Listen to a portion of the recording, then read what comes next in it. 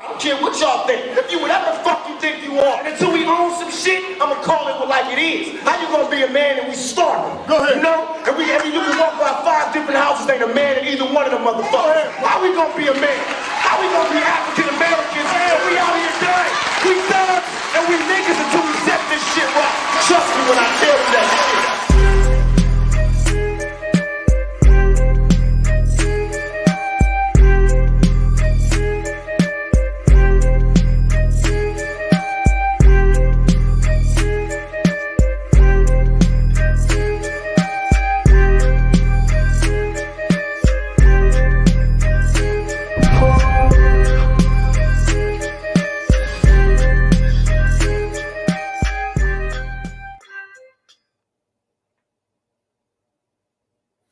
Peace, power, and deliver to the family. Welcome to the Black Alpha Network, certified live. We're going live tonight, live episode. Salute to everybody who just came in from the space, everybody watching later on in the day. I am your boy, Black Alpha 6. We're going to hold it down. We got a good show for y'all, as always. I hope y'all locked in because y'all know how we do. We do 100 on the highway, top, drop back, and we're going to talk about being vanguards. Being a vanguard is basically being on the front line of every situation. It's holding things down the proper way and making sure that we get what we got to get. We got to get it the thorough way. So I salute to everybody in the chat. Y'all know I love y'all with a passion, but we're going to do it big, and we got a lot more stuff coming. This is going to be the best spring, the best summer, and we're going to run it all the way back around. This is all year, the certified year, so salute to the whole family. So I got to bring in a couple of my brothers, man, because when I talk about being a vanguard and I talk about getting things done, these are two of the brothers that popped in my mind like immediately. And these are two brothers I had the opportunity, or shall I say the honor, of meeting in Washington, D.C. at the rally, man. So first and foremost, I want to bring on my brother,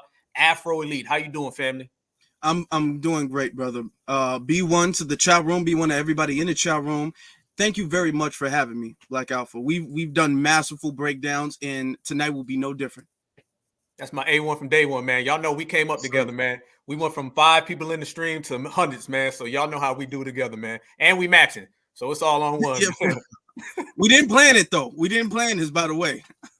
Y'all know the Black Afro Network and Alpha Elite. Y'all know how we do.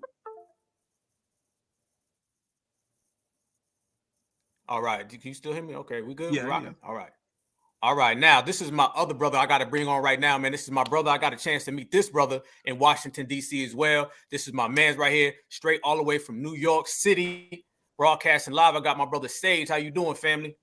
Black first, brother. How's everything going with you, man? Man, everything. I want to shout out you. Thank you for the invite, and hopefully we can cook it up tonight. We going to, man. Everything good, man. Everything live, man. Every single thing. So there's a lot of FBA excellence right here. We got a whole lot of FBA excellence, man, all across the board. We got Chicago represented. We got New York represented. We got Georgia by way of Ohio, man. So we got it all live as the chat. You know, in the chat, we probably got a whole lot more too. So I just want to break down everything that's going on in the community. And, you know, this is still only the second month of the year. It don't feel that way. It don't feel that way, man. Feel like 2023 has always been, you know, already been a whole year, but it isn't. It's only been 2 months, and it started off with a bang. I think it's because we started off, you know, this last season with a whole lot of energy. But I got some questions I want to ask you guys, man, before we start breaking it down even further. I'll send this to you, Brother Sage, in terms of being what we call like a vanguard, you know, because, you know, we don't do leaders in the community. You know, we don't have leaders, and, you know, we don't run around and, you know, put badges on our shirts and stuff. We just represent as a whole. But in terms of being a vanguard and, you know, just representing the community, holding people down, doing things the proper way, the just way. And me and you've had the private conversations about this. What do you feel are some of the responsibilities? They say with great power comes great responsibility. And I say with Black power comes Black responsibilities. What are some of the responsibilities, you know, there are in terms of the community, family? I'll send that to you, Sage, and then I'll send it to you, my brother Afro. Well, I think you hit it on the head. I think it's up to our responsibility. We, as, you know, foundational Black Americans, well, first of all, Black first. Let me start off with that.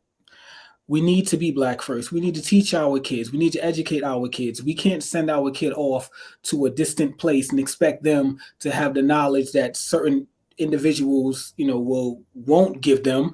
You know, we need to stop depending on other people to educate our next generation. I think that being a vanguard is teaching your children. Being a vanguard is standing up for your children. Being a vanguard is not just, I'm sorry, guys. My mother called me.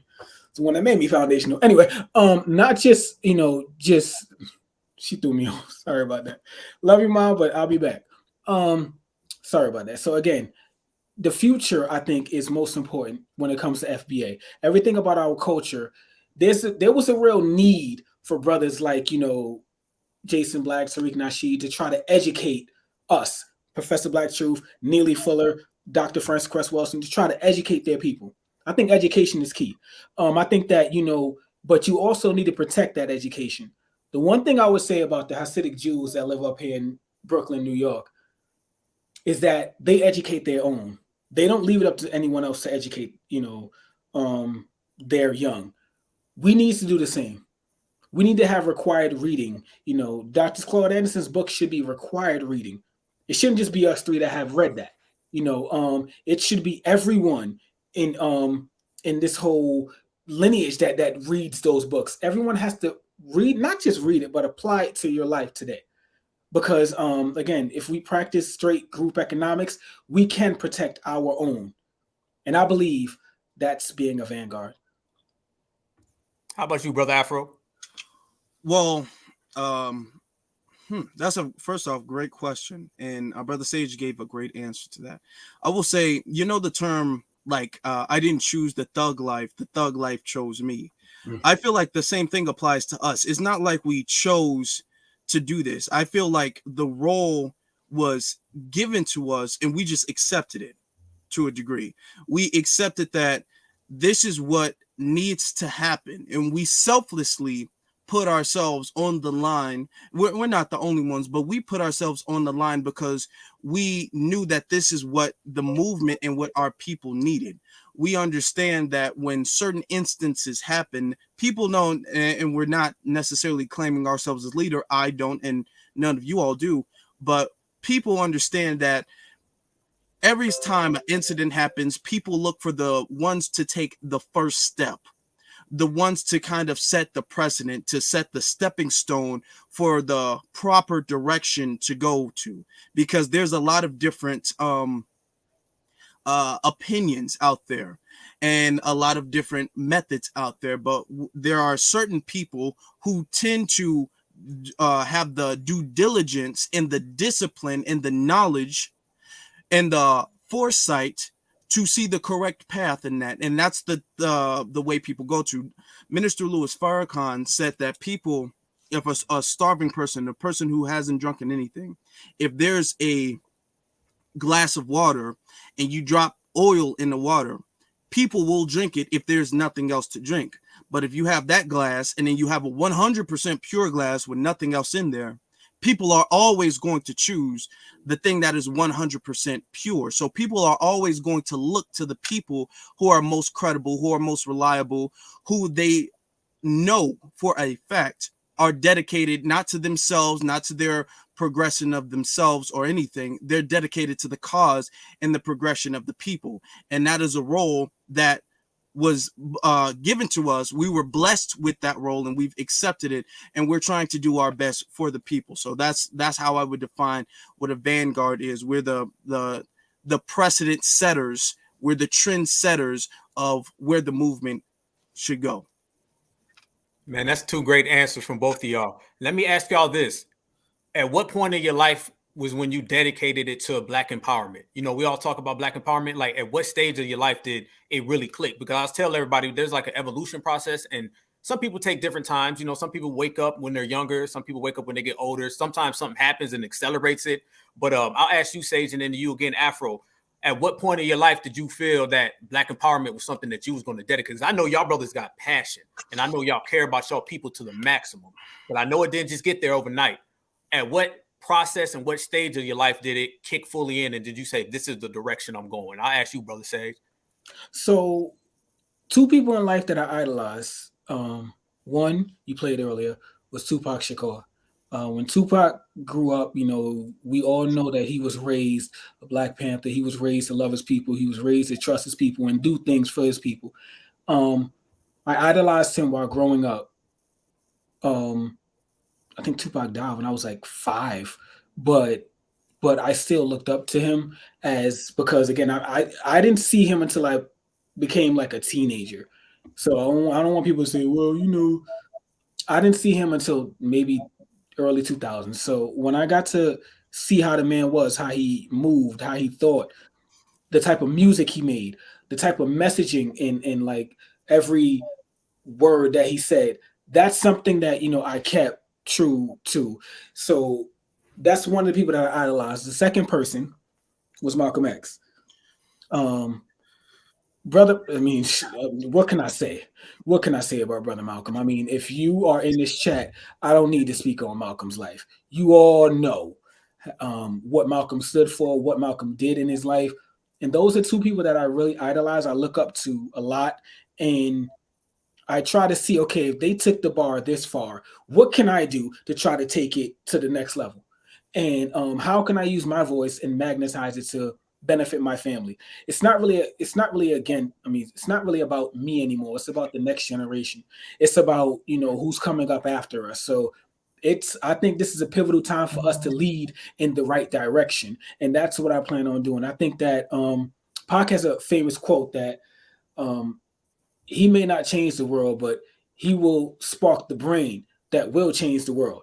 Now, I'm not saying that I'm that brain, but what I'm saying is I'm going to keep that message alive so that if it's not me, the next person, if it's Afro, if it's, you know, you, Brother Alpha, someone's going to change this world. And that's what I set out to do. Before I meet my end, I want possibly, you know, so the world to have changed from when I came into it. How about you, Brother Afro? Well, I would say, just like our brother Sage says, growing up, I had much respect and love for our brother Malcolm X. I also did for a lot of the members in the Black Panther Party, especially Huey Newton and Fred Hampton. If y'all know, Fred Hampton is actually from Chicago. And I always thought that I kind of like almost acted like them to a degree. I always thought that, not that I was trying to imitate them. I always thought that a part of their character really resonated with me. And growing up, ever since I was a child, it was like a small spark that would go off anytime I would see a certain situation. I would think to myself, even as a young child, like, I don't know if that would happen to a white person. I don't know if that would happen if I wasn't black. And that spark only became a bigger thing.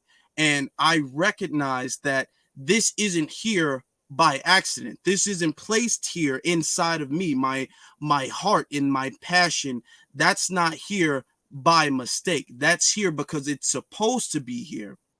I'm supposed to do this. Everybody is on the planet, and there's a lot of people who have certain paths in life, certain distinct goals and missions in the earth. Okay. And I'm blessed to have this one.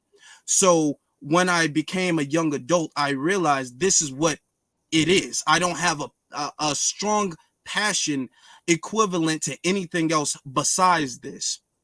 So it was a growing thing. Ever since I was a young kid, it was a growing thing. And then I found certain people, I found certain YouTube channels, I read certain books, and that only kind of broke the seal off, and it finalized and it solidified that this is the path that I've been chosen to be on. So this is the path that I'm going to go down on, because I understand that I'm here for a specific reason. And that specific reason, as our brother Sage was saying, is not to be the man who has the big statue at the end. It might be the person to set up the person who has the man to finish the task, the man to sign the final bill, or whatever the case may be. But it is an important role that I have. And to be honest, I looked at it like a blessing to take this role on. It's a responsibility, don't get me wrong, but it's a blessing to me, in my mind, in my opinion, to participate in this and to be a part of this history, you know? So that's how I look at it. That's what really got me on that path. Can I add one thing to that too, brother? So when I was younger too, I did, and I guess I'll admit this here. I wanted to be, okay, I'm gonna sound stupid. I wanted to be a gang member. I was, I grew up in a blood area, and I wanted to be a part of the blood gang. And I can't believe I'm admitting this now. But you know, when I started, I'm gonna be honest with you. Which book was it? I started reading. Jesus. Oh my God, I can't remember the goddamn book. Jesus Christ. It was a certain book that led me to no BS, Hidden Colors. And I saw Hidden Colors 1. My brother's in the chat, he'll probably throw it in there. Because he bought me a book, and that made me want to be more of an intelligent gangster. I didn't want to be just a street dude that was, running around, because that's a detriment to society. How can you help society instead of being a menace to society? So I think that the route that I went was, I was a guy that used to wear red every day, all day. You look at me wrong, I want to hurt you, and I thought that was tough. But no, I think the guy that's really tough, and all pun intended, is a guy that stands up against the true enemy, which is white supremacy. A tough guy is not a guy that just wears like a red or blue flag. I mean, that's cool, but that's a product of the environment. I think the guy that goes out and fights the strongest enemy, he in itself is the most toughest.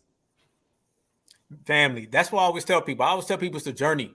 It's a journey. It's like no matter what, it's a long road to get to where you are. And when you get there, you finally get there, man. I love both of those answers. And to add to you guys, I guess for me, I was always geopolitical. Like I always knew what was going on in the world and things like that. But then, it dawned on me one day. I said, no matter what dictator comes and goes, no matter what war comes and goes, no matter, what, situation pops off, no matter what president comes, anti-Black racism never leaves. You can go back to, the Civil War. It was there. You can go back to the Revolutionary War. Before that, it was there. You can go back to both Iraq wars. You can go to Afghanistan war. We get propped up to look at all these people, throughout the years that are supposed to be the bad guys for America. But at the end of the day, foundational Black Americans and the hatred that people have for us never went away. A dictator came, we went. A war came, and it went. These wars was lasting 10, 20 years.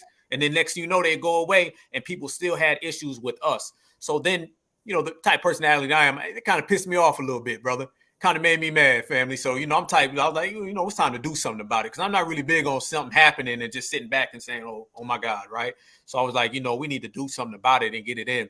So one thing I realized is that a lot of our people had confidence issues from being oppressed and all the, things that they put on us. So I said, what we need to really do is let's formulate something that's just pure confidence. And everybody knows when you look at, the content we put out, all of us, and I talk about the Black Alpha Network, it's Black Alpha for a reason. You know what I'm saying? It's about we're the best at all times, 24/7. Ain't nobody fucking with us. Nobody's resume can stack up next to us. I wanted to give 2 to 3 hours of just Ferrari on the highway, 100 miles an hour, and just let everybody know it's us. We excellent. And there was a couple people that I modeled it after. One of them is our brother Huey Newton, whose birthday is actually on the 17th. So here in 3 days, it'd be Huey Newton's birthday. But my guy was Muhammad Ali. Because when you think of a Black Alpha, this was a guy in the 1960s telling you, not only am I Black, I'm Black and I'm pretty. And I'm going to whoop your ass. And then I'm going to tell you how pretty I am. Then I'm going to tell you what round I'm going to do it in. And he did this in the height of the lynching era when they were still lynching Black folks on weekends. So, I mean, it took some brass ones to do that. So those type of people, as well as Tupac Shakur, like you said, family, because I feel like a lot of us is Tupac kids. You feel me? He was the generation that, or we're the generation he was talking to when he was talking about raising up the nation and everything, because he was only, 25, I think, when he passed? He was only like 25, you know what I'm saying? 25. So, I mean, he was talking about us, which was, a generation and a half underneath him and stuff like that. So, it was all about being strong, being confident, and just putting out that excellence, but not just through words, but, through actions, man. So all of those things, man, made us this powerful lineage. And my thing is, if you're going to be a winner, act like it. Let's not be the best lineage ever and then walk with our heads down. Let's do it and walk with our heads up. And I always tell people, if you're going to be arrogant, you're going to be cocky, you're going to be conceited, be it with your lineage. And then we have all the right to be so, because we wouldn't even be here right now if it wasn't. So that to me is a vanguard, as well as what you guys saying. You put that all in the pot, and then you got what? You got this right here, this type of energy. And y'all know, man, when this FBA energy steps into place, people bow down. They know what time it is. They know better. That's why they got to do all these backdoor avenues to kind of come after us, because they understand that that FBA power is so strong, man. And that's a true vanguard, man. So you guys, man, I feel like, all of us, man, we representing that new generation. Like you were just saying, offline right here, Sage, man, it's representing that new era.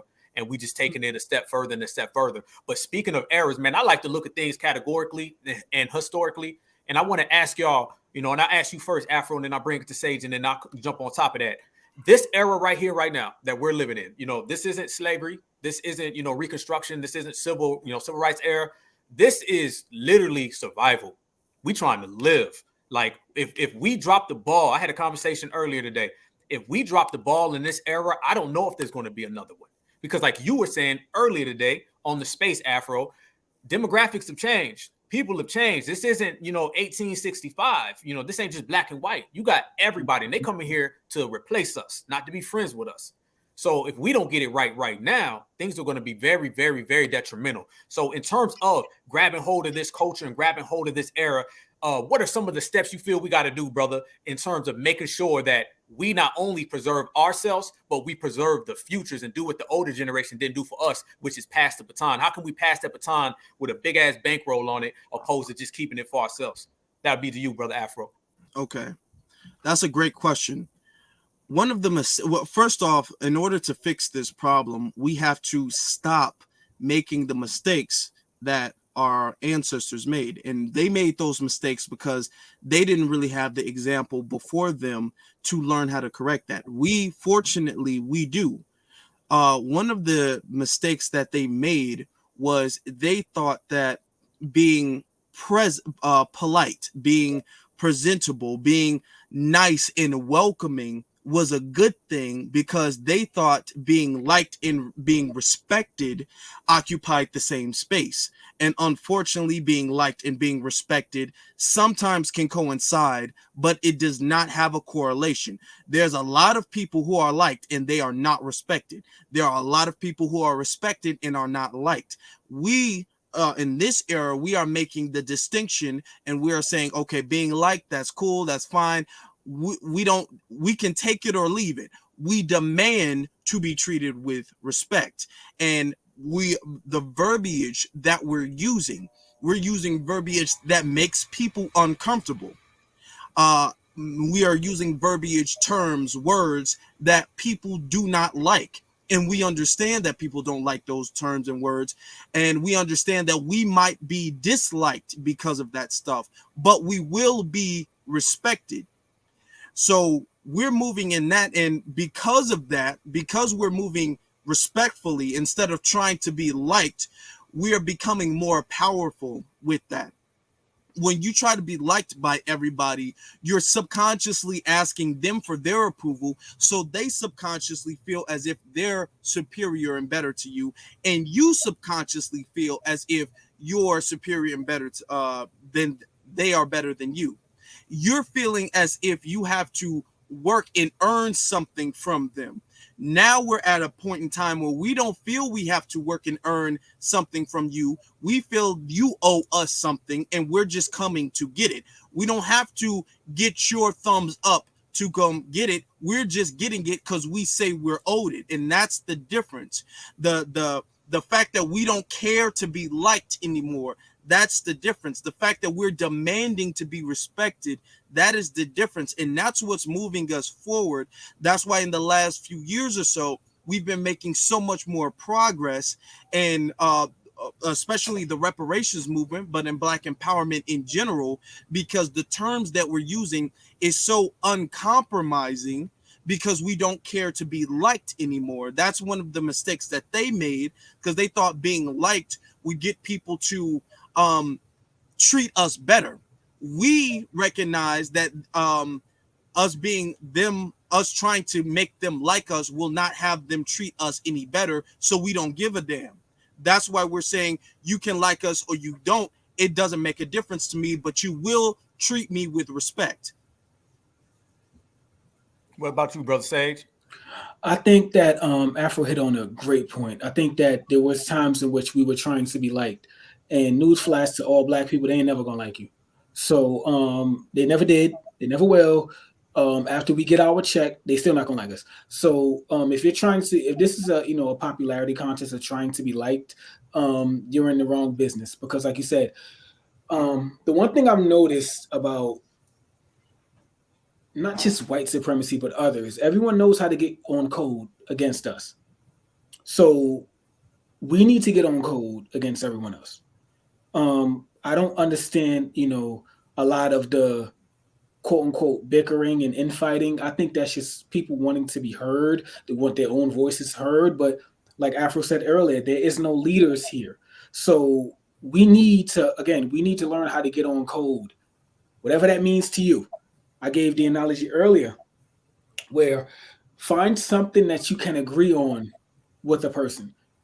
If I agree, that we need reparations and you agree we need reparations, okay, cool. Do you agree we need cash? Yes, I agree we need cash. Cool. That's all we need to hash out. That's it. We agree that we're owed something. That's it. People get caught up on semantics and they want to, everybody wants to be a standout in the whole movement when this is a lineage we're talking about. This is something that historically fact happened and they didn't like us before they enslaved and they didn't like us after they enslaved because I read the white book, and getting free wasn't a chapter. So we kind of broke that chain and they're still upset about that. So again, they're not going to like us 10 years from now. They didn't like us 100 years ago. So again, it's not going to change. We have to just learn how to live with it and then progress. And I think that's the message that we're going on. The last couple of years, like Brother Afro said, we've been getting on code around our lineage. And that's something that they really can't break down. You can't remix that. You can't, try to crowbar yourself in. We need to get on code specifically to our lineage and ask for specific things. There's going to be an election next year. These are our demands. Republicans, Democrats. Who's going to give it to us? Because our vote should be for sale. Every single election.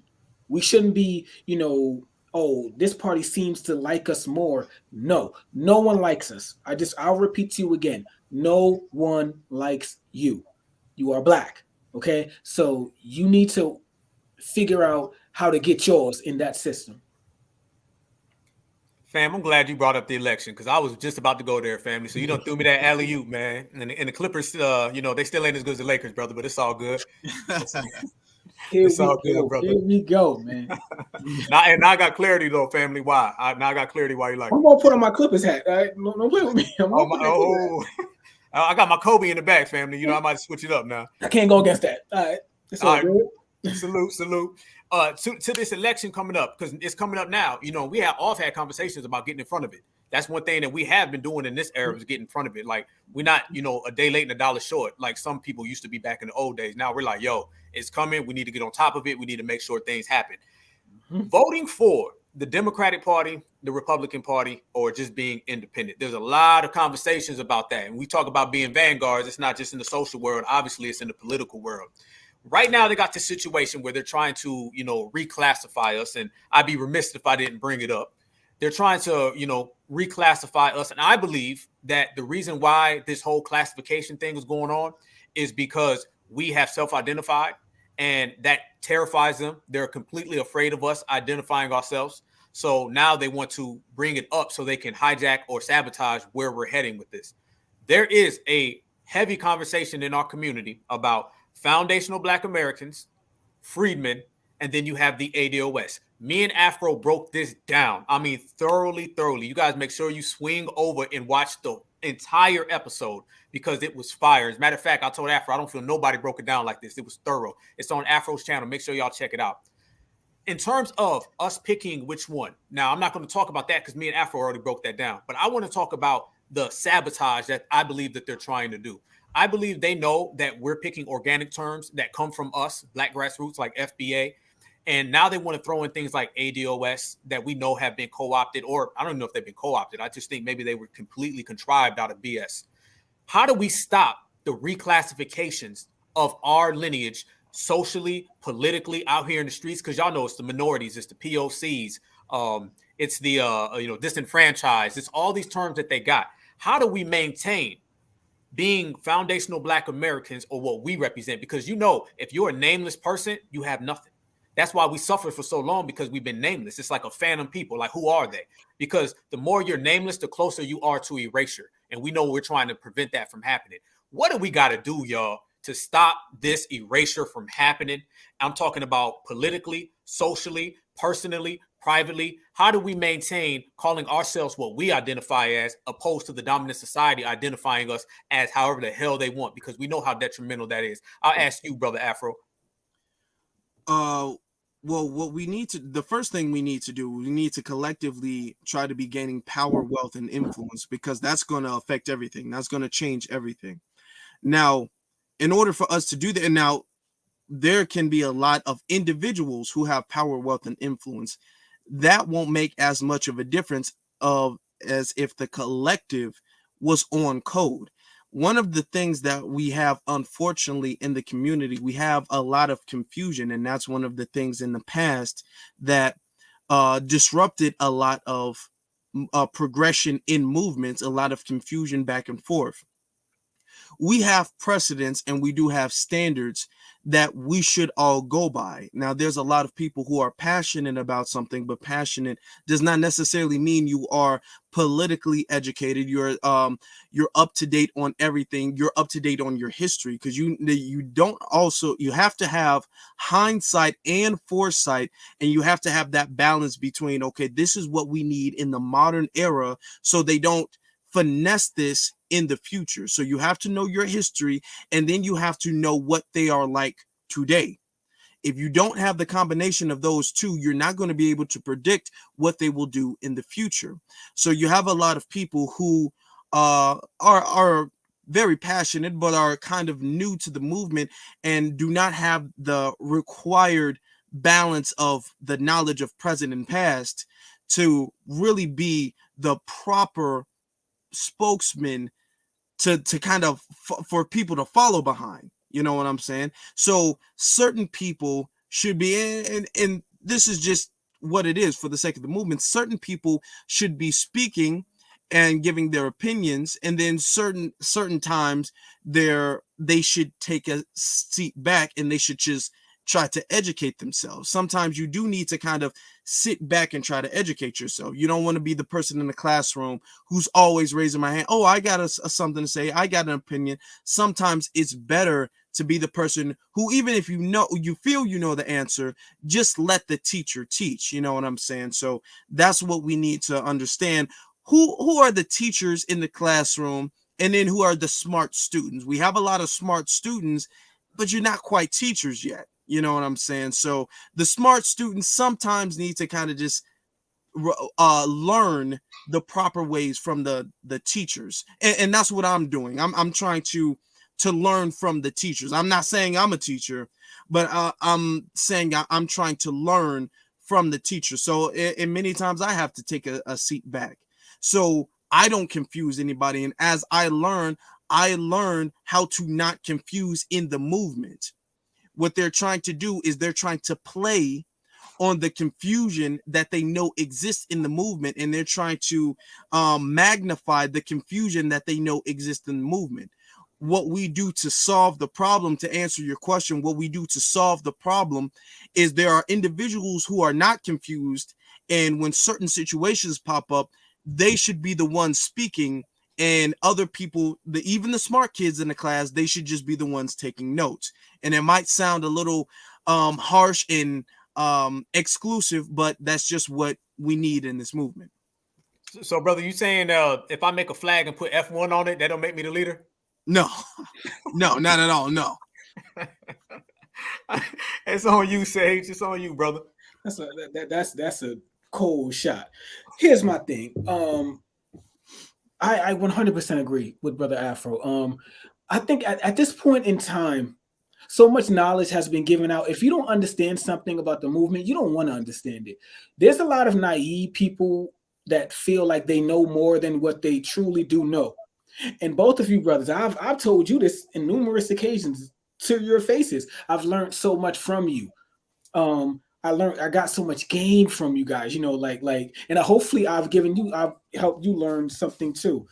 But I've got so much, knowledge, and I'm still learning. As Brother Neely Fuller always says, I'm still learning, so, sorry about that.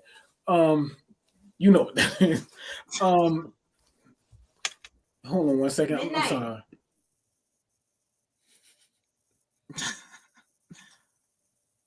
Sorry about that. Yeah, so again, sorry about that. I got a new puppy, y'all. He's new. Okay, I had him for a day. He loves me. What can I tell y'all? Anyway, as I was saying, before I was rudely interrupted, everyone's trying to learn out here. So again, we have teachers. Well, I would like to say we have speakers and we have listeners. I'm one of the listeners when it comes to certain people that speak. When it comes to Brother James Smalls, every time he speaks, I'm an avid listener because I learn something new every single time. You know, I'm always in a search for knowledge because if we don't take that knowledge that our ancestors have, it's going to be gone forever. Okay, so, you know, I saw your face, Brother Alpha, when, you know, Brother Cabo was speaking to you and how you observed everything. You listened to every word, you held on to every single word that man said. These things are vital to the community. Okay, so again, we need to know when to listen and when to speak. Perfect example.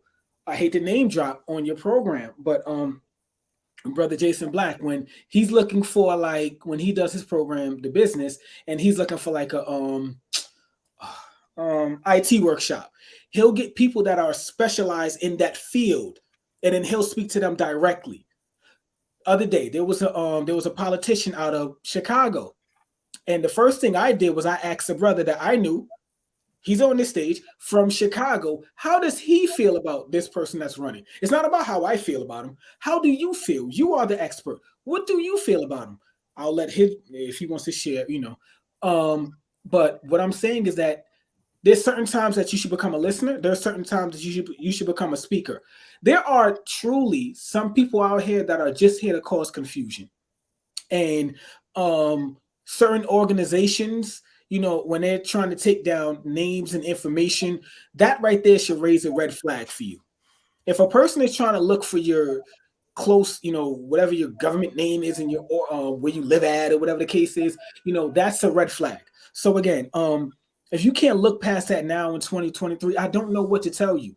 But we need to stop, you know, falling for the banana in the tailpipe, like Eddie Murphy says. You know, we need to stop falling for all of that, you know, because when you're getting your organization praised by CNN, red flags should go up. And with that, I'm going to land. Brother, I'm glad you said that. I'm glad you said that, brother. What's that thing called, Afro? Is it the OMB or OBM? Which one is the whole thing going on now? I think it's the OBM. Yeah, the OBM. That right there, family. We was talking about it earlier. We were speaking on how, you know, that whole classification thing is being brought to you now on a, you know, grand scale. There's a lot of backdoor dealings going on, man. I want the whole family to understand this. Right now, we've moved past the, you know, face-to-face stuff. When we had our reparations panels and our reparations committees, they were just openly trying to throw tethers and everybody on it. We was rejecting that left and right. We have a history of people always trying to ambush us and come through the back door. We understand that, right? What we have to see now is they're going to start just taking this stuff behind in the back channels. They're starting to reclassify other people. They're trying to classify us in the means in which they want. There's a lot of slick stuff going on, a lot of briefcases being exchanged, hands being shaken, and they don't want any of this on camera because of what we're talking about. And I'm glad you brought that up, Sage, because I was going to say that. I think I spoke on it very briefly earlier. When you start seeing some of these groups getting praised and spoke of in an endearing fashion, you know that these people have been co-opted. And what they're trying to do, they're trying to co-opt our lineage movement the same way they co-opted our street protest.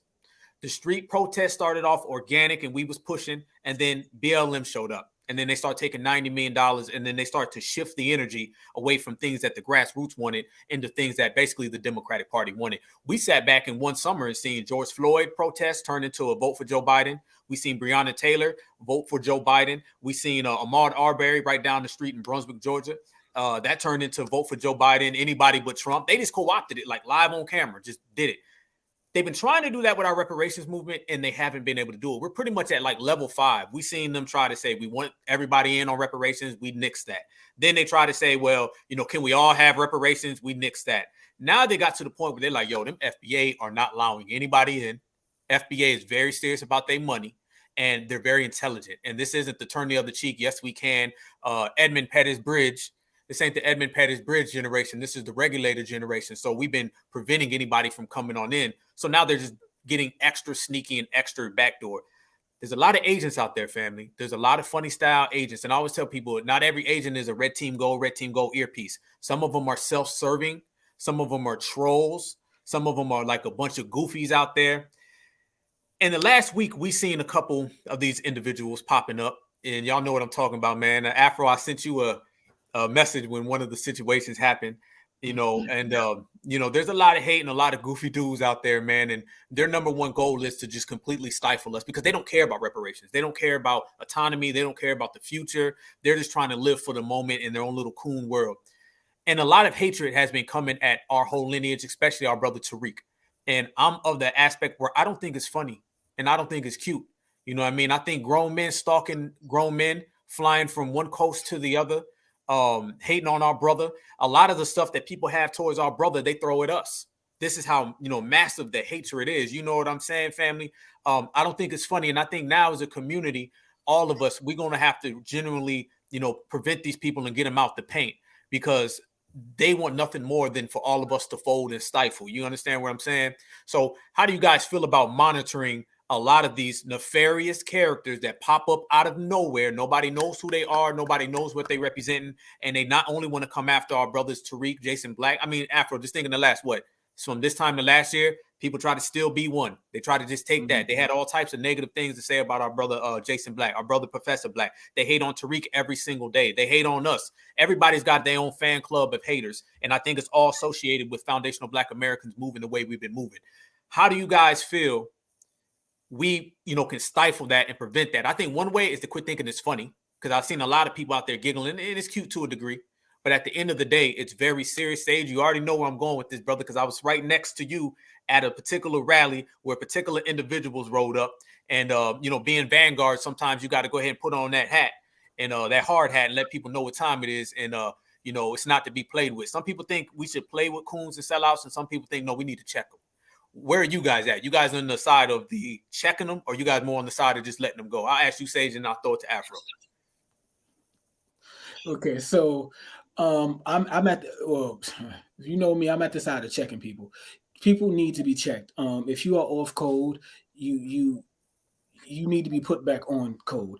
I've never seen, I mean, I'm just a kid from Brooklyn, New York, but I've never seen so much hate towards one man that would allow someone to say F the lineage. You know, a lot of, all three of us on the stage have received a lot of quote unquote Twitter hate because of stemming from another man, you know, but or stemming from you don't understand something, so I don't like you. You know, people are against an ideology. How can you be truly against an ideology? I believe Black first is an ideology. It is a code you live by. It's not a group. It's not something that I signed up for. It's not ADOS. Excuse me. Sorry, I didn't mean that. It's not, you know, it's not that. It's not confusion. It's okay. I'll give you an example, because I'm gonna get back to that rally situation, and I'm gonna talk about Fast Boy. When Tupac was in Atlanta, I'm gonna bring up Tupac. There was 2 off-duty cops that were supposedly beating up a brother, and Pac didn't ask no questions. He didn't know the man. He didn't ask no questions. He got out the car, addressed the situation. He didn't know the people were police officers, obviously. They pulled out guns on Pac. Supposedly, and I'm getting this story from people that were on the scene, Pac went back to his car. He shot at the 2 cops. Now, I'm not advocating no type of violence. That's being Black first. He saw a Black man that was in need of help. How can I help you? I said in the beginning, if you are on code, I will always try my best to help. I say this all the time on spaces. I will always try my best to help you if you are on code. If we agree with something, I want to help you. You understand? Like, I want to help you push forward and get your messaging out if we agree with something. That's being Black first. I don't understand what's so hard about that to understand. It's not no group. It's not no hate group. FBA is not a hate group. I don't hate anyone. I can care less. You got some people that create splinter groups but still use the ideology and the talking points of Tariq Nasheed. I just don't understand that. How can you hate this man but still call other people tethers? No, let's be honest here. He's the one that coined that term. He coined the term tethers. You're still calling people that are not, FBA tethers, but you hate him? That doesn't make sense. Seriously, people, like, come on. I don't know where you're from here. I don't know where these others are from, but it doesn't make sense to me. Stop using his verbiage then, if you really hate this man. You understand? Again, we need to, let me get back to Fez, boy. The rally, I believe, was an amazing thing. I believe the rally was something that needed to happen. I believe it was a beautiful thing. I got to see beautiful, beautiful people there. We got to share, time together, conversations that I would take with me to my grave. Just times, just good times. Even the after party, just good times. And then you always have an agitator that wants to come and gain some type of clout. Now, my thing is, as a man, if you're trying to gain clout off of another man, you're not a man, dog. And I remember I was standing with you besides you, Afro, because I saw something on a Twitter post that said I was just in the barricade. I was behind the barricade. I was everywhere. So I don't know where they get this information that, you was hiding. Okay. So agitators need to be dealt with. And I respect certain people's position to not deal with the agitators on site. But I feel that agitators need to be dealt with, especially if it's something progressive and we're trying to get a message out. You need to be removed out the room if you're gonna, cause some type of confusion. We don't need no confusion here. 1 + 1 = 2. And if you believe that it equals 3, then you need to go or sit down somewhere until you figure out that it equals 2. And that's how far I'm gonna go on that. What about you, Afro? Because I know you got a lot of haters lined up, brother. Yes, I do. Got a million memes, a lot of haters, a lot of spaces about me, all of that stuff. One thing that you brought up that I really do like is when you said that people think that the situation is funny or cute or entertaining. We have to understand that this movement is literally life or death. It's enjoying to be a part of this movement and to build with your brothers and sisters and have your family beside you as you're building and as you're progressing.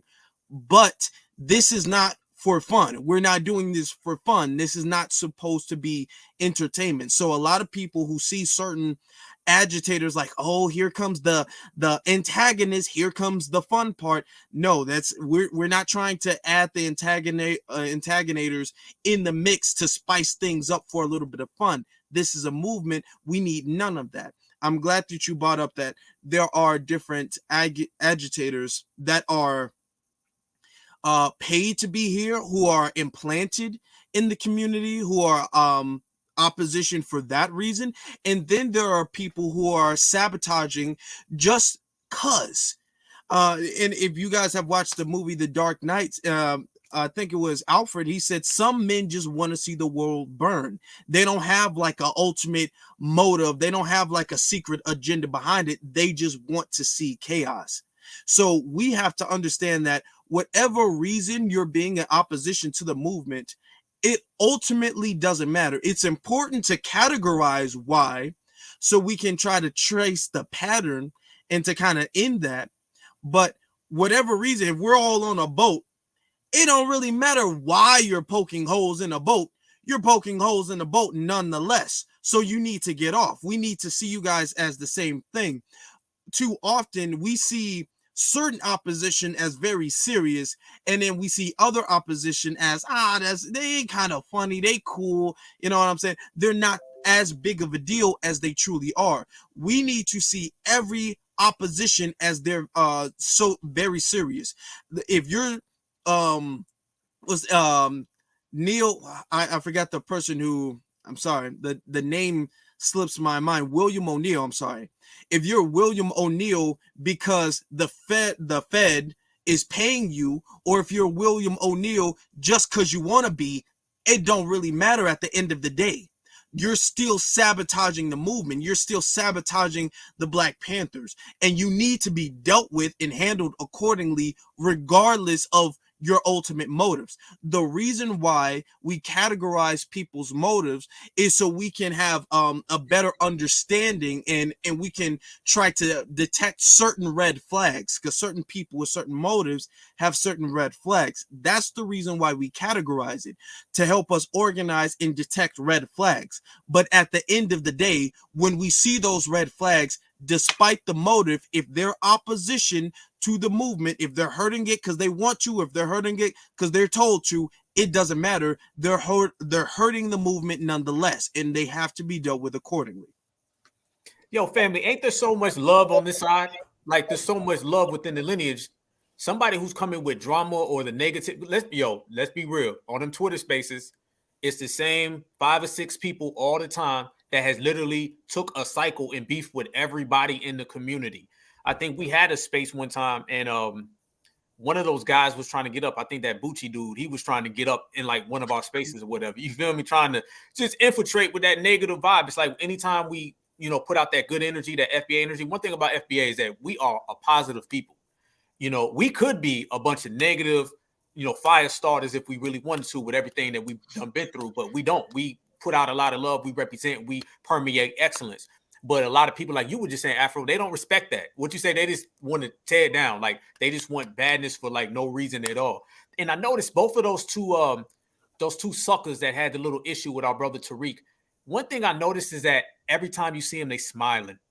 They'll go do something completely fraudulent and then sit there with a camera and giggle and smile like it's the end of the day. And that type of energy, man, is like, you can't be out here, man. I'm with everybody else, man. It's about checking them, because I think we all seen the past when people were like, oh, just let it slide, just let it go, oh, tomorrow. And I don't think that's ever served us. I think, as a matter of fact, the reason why our era and our generation is starting to take on more of a we gonna check them is because the past didn't check a lot of people. So you know how it goes. If you don't check something, it festers. And then eventually you're going to have to deal with it one way or another. You put it on the back burner now on Tuesday night, you're going to have to come back and deal with it, on Friday night. And, I don't think we really of the era where we want to wait till Friday. I think we want to go ahead and just get rid of them, in terms of checking them, just getting their energy out of there. And like we said, it ain't got to be no violence. It could be just simply roasting somebody, whatever. When the tethers come in our spaces, we roast them, we get them out of Dodge.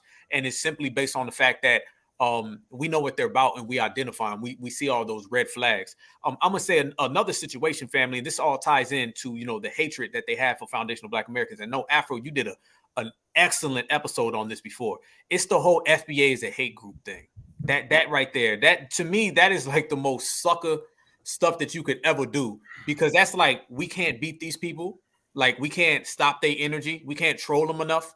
So let's go run to Zaddy, right? And go, basically, you're telling on them. It's like in school when the kid would do something and they go and run to the principal's office and go tell on you.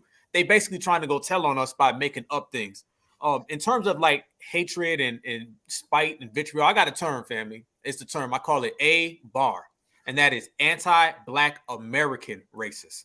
Okay, because I believe that there is a specific racism and hatred that only we deal with. How do you know this? Is because you could take people from all across the world and they don't even talk to each other, but they all have one denominator of hatred towards us. You got people who literally say the same racial slurs about us, and they from one side of the earth and then the other side of the earth. How do you all share one denominator when you don't even share the same religion?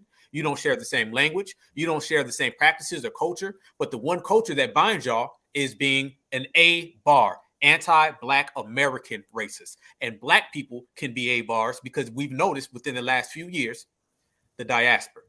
The diaspora has been coming over here and they've been exposing themselves about how they truly feel about us and leeching onto us, and then they try to point the finger at us. That FBA hate group pension was pretty much done by tethers and non-foundational Black Americans.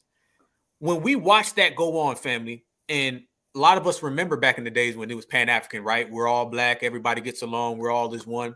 What are some of the myths and what are some of the, misnomers that we've exposed? And I'll ask you, Sage, and I'll go to Afro. What are some of the things, man, that y'all just seen personally that we've exposed about the diaspora and the fake love that they were supposedly having for us, but we've been seeing that it's just hatred, vitriol, and like I said, A-bar, anti-Black American racism. What have you seen, brother, within the last 2 years? And matter of fact, there was somebody up there in NY, brother Sage, that this how I came, to know you, brother. There was a situation that happened up there where you got straight to business with this individual about disrespecting the lineage, about disrespecting the heritage, and about disrespecting the culture. How do you feel we got to treat these people, brother, when we encounter them in all of their anti-Black American hatred? I'm going to be honest with you. Well, first, let me harp on something before I answer that question. Let me harp on something that I think Brother Afro alluded to. As Black, foundational Black Americans, we don't have a punishment mechanism. Dr. Claude Anderson always says that about us. We need a punishment mechanism. People can be, this guy, and then, they can be that guy, and then they can come right, swing on back, and we can't necessarily punish them. We need a punishment mechanism for people that are off code and agitators and people that think this is entertainment.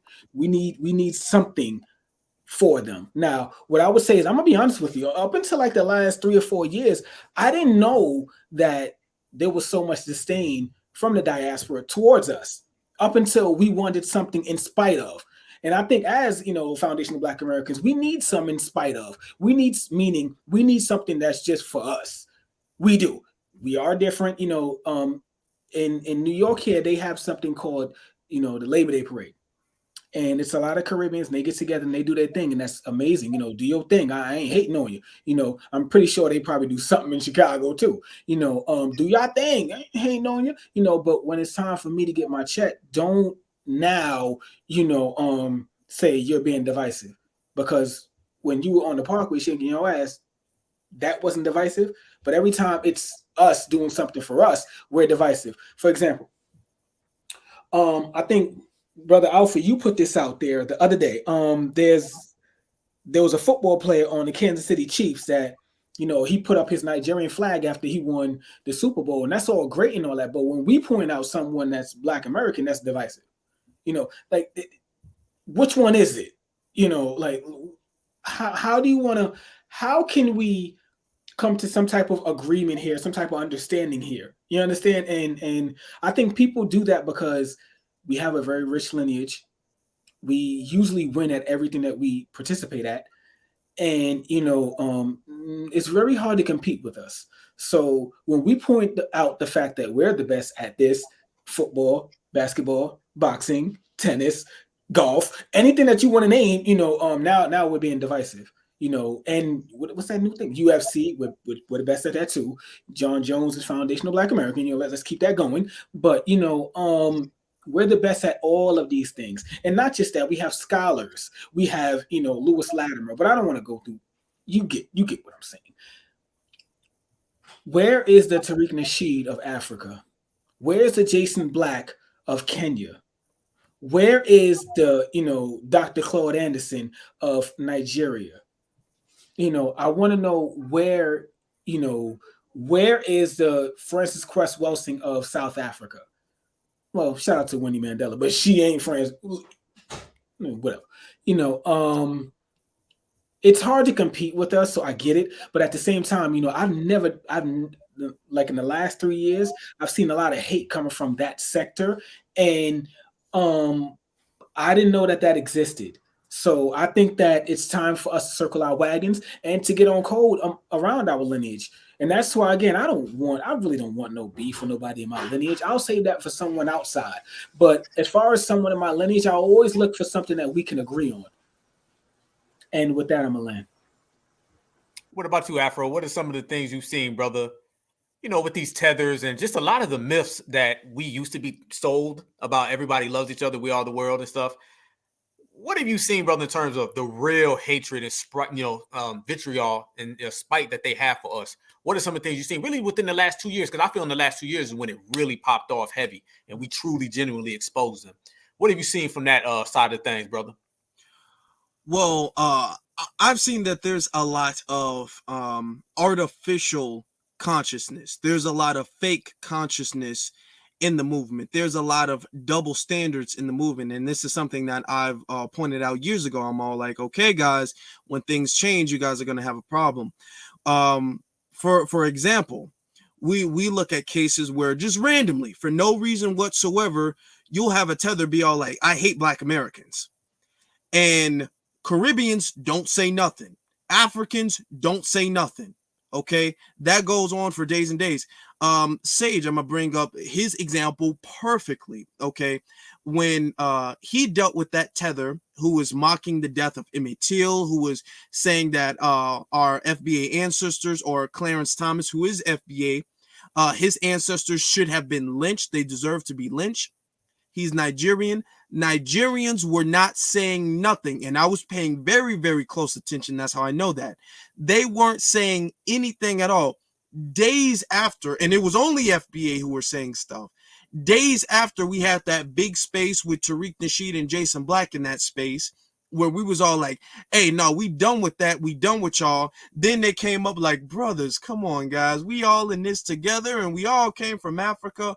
And that's hypocritical, and that's artificial, because where was y'all at when they was attacking us? Now the second we saying something, now y'all want to pop up like, come on, let's shake hands, no fighting, guys. No, that's the artificial consciousness, because what they'll do is they'll cherry pick master teachers' talking points about us unifying against one common enemy, us unifying against one common goal. You know, when they're doing something that's foul, they act like they don't see it. And I've pointed that out for years and years and years. And then the second we say something, then they want to come out like, come on, guys, we got to pay attention to the bigger picture now.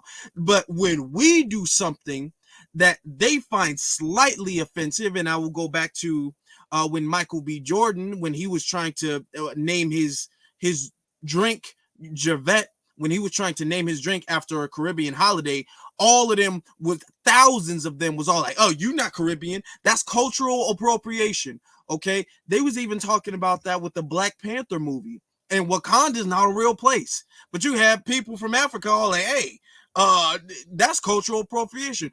Take that daishiki off. Take that kufi off. Okay, cool. All right, cool then. Cool. So now when we say y'all saying that y'all the kings and queens of hip hop is cultural appropriation, don't say nothing. Now that we say that this is foundational Black Americans culture, don't say anything. Right now is we're keeping the same energy that they've always kept. And we're seeing a lot of people have issues with that, which is exposing a lot of fake wokeism or fake consciousness that has always existed in the movement. And now that we're keeping that, because we're exposing that, because we're keeping the same energy that they've always kept. And when we keep in the same energy, we're seeing the side that the quote pan-Africanists have always been on. They've always leaned on that African can do no wrong side. If you notice that, anytime you talk to a pan-Africanist, African can do no wrong. Black Americans, y'all always wrong. Africa, y'all can do no wrong. Keeping the same energy, we're exposing that. So really what they say is null and void. So we're seeing a whole lot of that double standard and fake peacefulness. You know, because if you're a parent and you have two children, and one of your kid is always hitting the other one, and you're not saying anything, but then the second one hits them back, and then you want to step in, then you're not being fair to your children. You know what I'm saying? And they disguise that like, come on, kids, no fighting. But you're not saying anything when the first kid hits somebody. So that's what we're calling out. So you're by us successfully calling that out, we put them over on that side. You know what I'm saying? So we're exposing a lot of the fake wokeism that existed in the movement that was actually anchoring us down and preventing our progress. Yo, man, let me ask y'all, is Pan-African dead, dying, or never existed? I think it never existed. I think that Pan-African was the thought of Pan-Africanism was great, I guess, back then, but it doesn't really benefit us. I think that when our ancestors fought for them, and you can take it all the way back to Booker T. Washington in the 1914s, when they fought to get the initial Africans over here, or the other blacks, I would say, over here, they thought that they were going to be on code. They were going to reciprocate the energy, and we were all going to work together and be one happy family, and it didn't pan out that way. Actually, the Booker T. Washington movement inspired Marcus Garvey. So I don't know where people get that mixed up, because I know a lot of people say, "Oh, Marcus Garvey inspired all of it." No, it didn't. No, he really didn't. He was inspired by Booker T. Washington. He's actually been quoted saying that he was inspired by Booker T. So, and of course, Booker T is foundational. So, what I would say with that is, it's a good thought to, Pan-Africanism, but it's not reciprocated. So we can't. That's insanity at this point to think that we're going to be Pan-Africanists and the people over there are going to help me, because like my brother Afro said earlier, with the situation up here in New York, we went to Pace University, and I personally went there, and people didn't get any act right until Pace put out a statement. So that lets you know the power of us. That's something that, he could have easily backed down from, but he didn't. And I wanted to have a conversation with him, and and it always was a conversation, but he was very relentless at, I did nothing wrong. And again, you're talking to a kid that family came from South Carolina. My mother's side, South Carolina. My father's side, from Louisiana. My father's side, a gentleman was lynched on my father's side, dealing with the Klan. There's nothing funny about that. There's nothing that you should make fun of. There's no jokes behind that. And that's when it's like, all right, like, now, if I made fun of your family, your lineage, would you just look past it like that? So I genuinely would ask you, to do certain things like take down the tweet, simple things, and you didn't want to do it. So all right, now we got to take it to level 2 now. All right, because now I asked you, and I'm being very cordial, I'm being very peaceful and genuine with you, and can you please do that? And you refuse to do so. So, okay, now it has to be taken to level 2. It just so happened that, I guess Brother Black and Tariq had time that day. So again, we all got together on code to push one agenda, and we got Pace University, one of the strongest universities in New York City, might I add, to put out a statement the very next day. Within 24 hours of that space, they put out a statement saying, hey, we have nothing to do with this. We're aware of what's been said. This guy is not employed with us. He will never be employed with us again. And that's real power. And that's how I think you move forward. That's a victory, not just for me. Both of you were there. Jason, everyone who was there. Brother Beatzilla, Brother Torian Ray, everyone. That's a victory for us to push forward and follow that template to the next victory. That's what I would say to that. Yo, man, I love that space, family. Like, I'll never forget that. That was epic. There was a lot of people running around last year saying they had the biggest space ever. Their space was trash. The space that you had, they know it. And if it wasn't trash, it's because our brother was in there and everybody came to see our brother, not them. The space that you had, brother, was an epic space. And I remember, actually, I sent both of you guys the picture that I took a screenshot of. I'm probably going to see if I can find it here in a minute. But I, screenshot, and it had all of us on top. It had Jason, it had Tariq in it. To me, that was the rallying point. That was the significant moment of last year, because everybody got on code. Let's be real. We were really defending an FBA coon. So this correct. Ain't that's in a strange way, man. The world is a crazy place. That's what made it so unique. The very fact that we was representing FBA lineage, good, bad, or ugly. It didn't matter. We was riding for the team. You know what I'm saying? So I feel like that was epic. That whole situation. I'll never forget that, brother. There was a lot of those key moments last year, man, where whether it was spaces, it was the rally, there was just a lot of things that showed the world that, we are on code and we are something else, and we're not playing no games with nobody at no times. They're going to have to really deal with us. As I always say, FBA, we've genuinely put everybody on notice. And everybody is watching it. Let me ask you that same question, though, Afro, but I'm going to change up from Pan-Africanism, and let me ask you, is the Black and Brown coalition dead, dying, or never existed? Now, I already know your answer, but I want to hear it anyway, family. Well, first, I have a very major question. What is brown? What is brown? That's and that is the problem. Okay. And this is why it is so very important to understand our history. When our brother Torian Rain explained this in one of his broadcasts, when we originally used the term Black and Brown, that just meant Black people, because this microphone is black, this is the color black.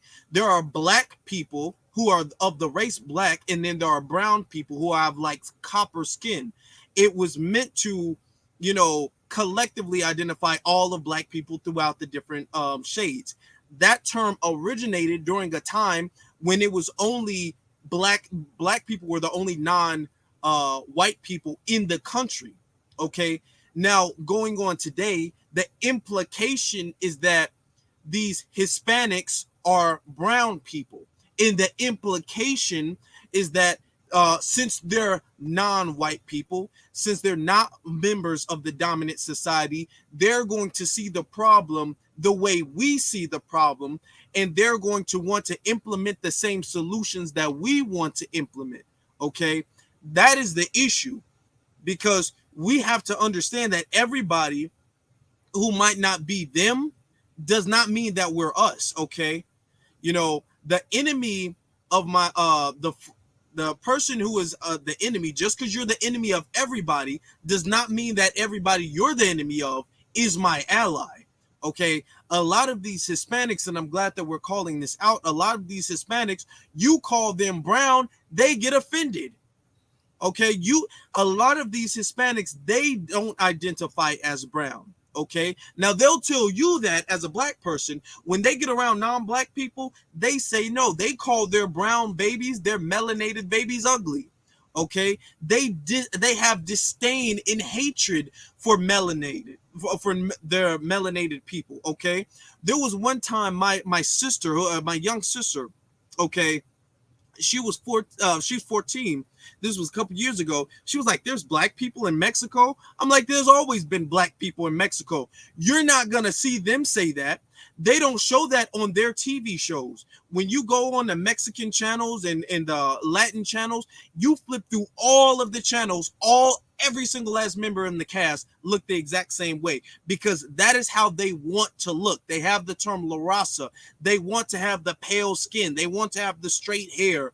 They want to have the European look. They want to be Spaniards. That's what they want to be. They will literally tell you that if you do not know Spanish, which is not their native language, but if you do not know Spanish, you are not a true Mexican. They are trying to evolve into Spain 2.0.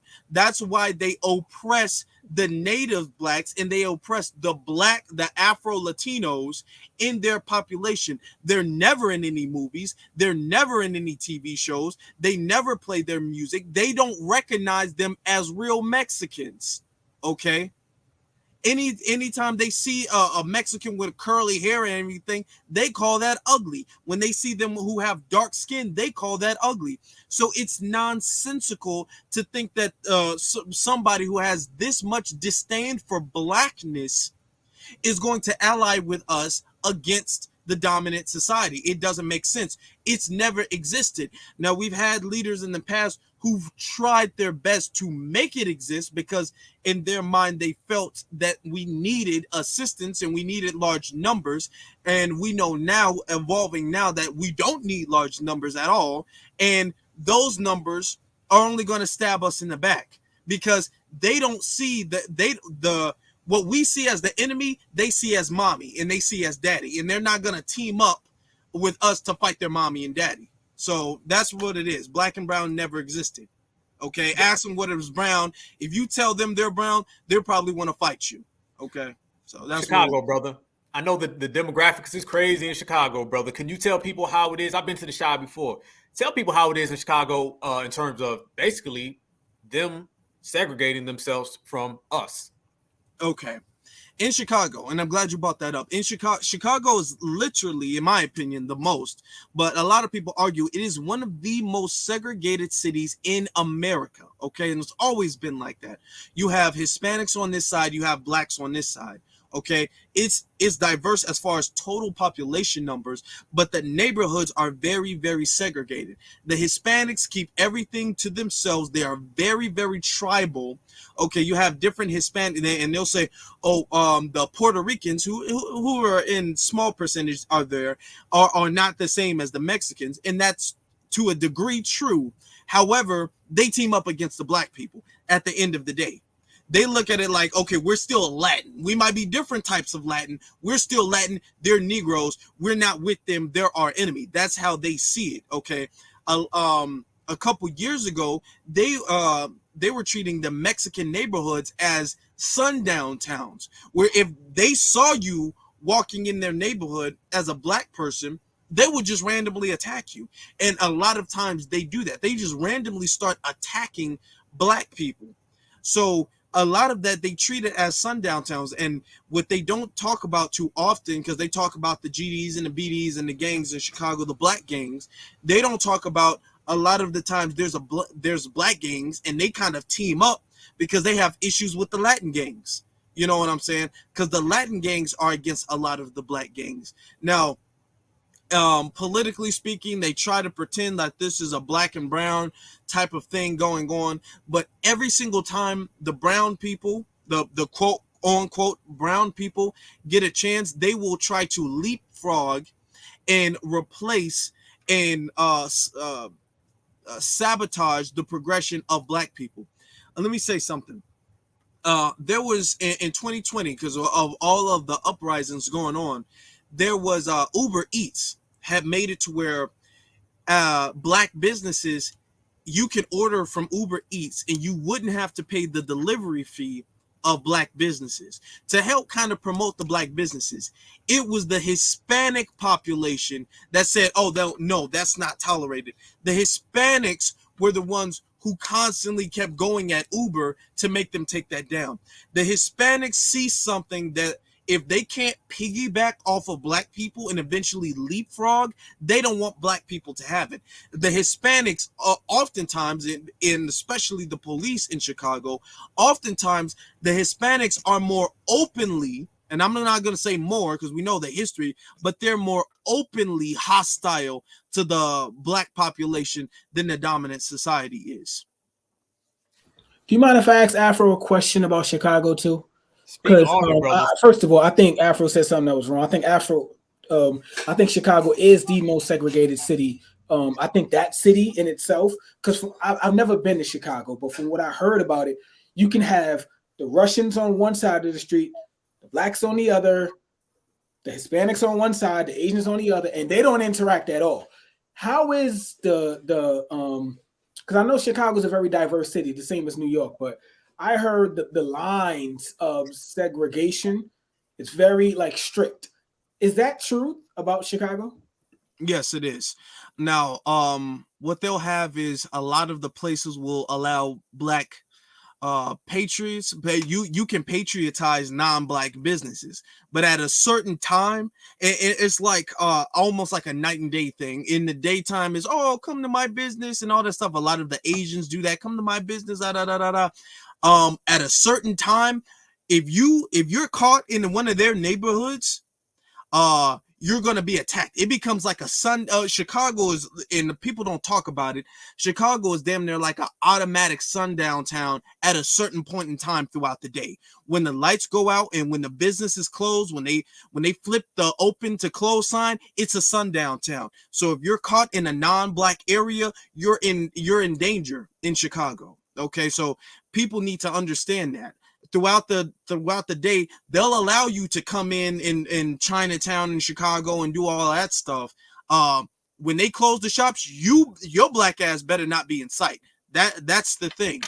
So a lot of black people understand that, which is why a lot of black people, like if you're from the South Side or the West Side, a lot of black people don't even go to other parts of Chicago. They just kind of stay in whatever neighborhood or the close neighboring neighborhoods in Chicago, because they know you're only like 5-10 minutes away from somebody else's neighborhood, and you cross their neighborhood, they look at you like an enemy trespasser, and you will be treated as such. You know what I'm saying? So unless you're giving them money, when they say, okay, time for you to leave, the same way the Asians unfortunately be beating up black women in their nail salons is the same way they see you all the time. If you're not paying, then you're infiltrating, and they deal with that accordingly. So a lot of black people understand, okay, we spend this time, it's kind of 5 o'clock, it's 6 o'clock, we gotta go. And a lot of black people understand that in Chicago.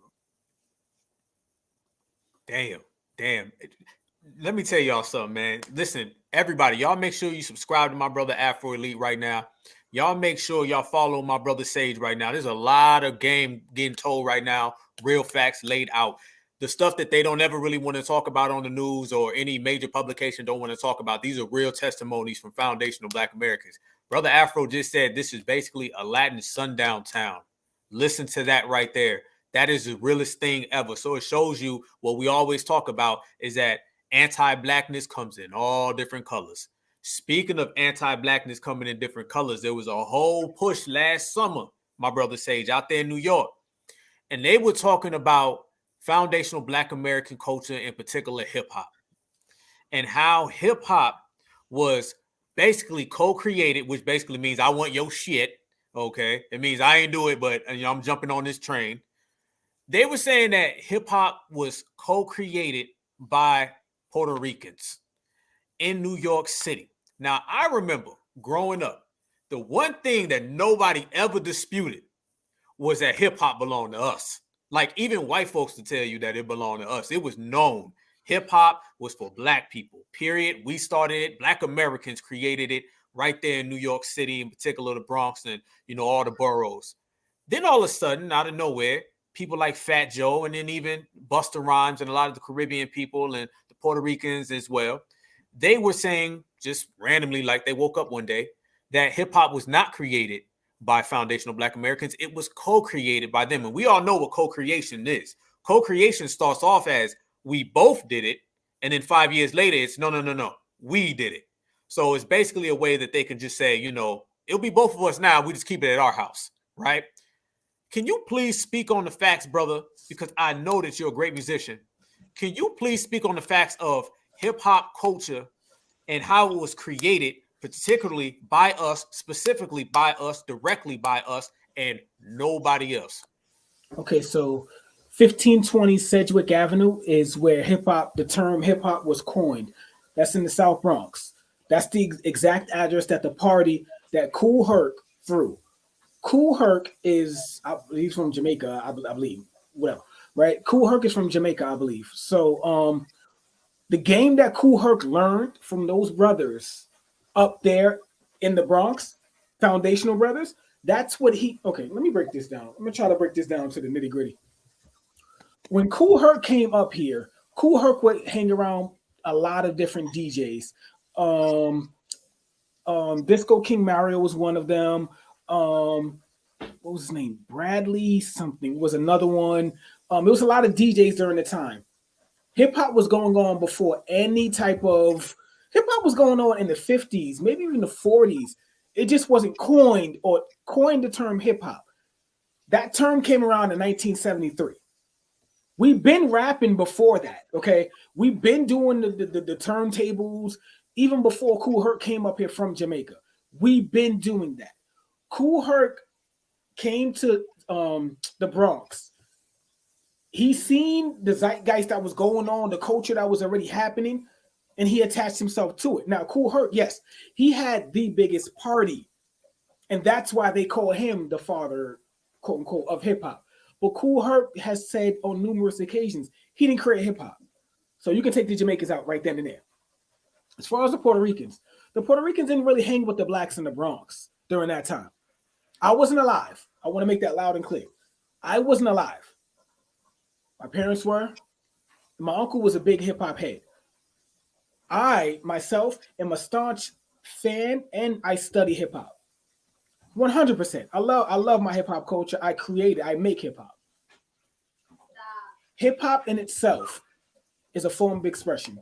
Now, my thing is, you're saying that the Puerto Ricans called hip hop jungle music when it first started. Why are you hanging with those morenos? These are the things that, the Puerto Ricans used to say about the Blacks in the Bronx. Hip hop was a creation of,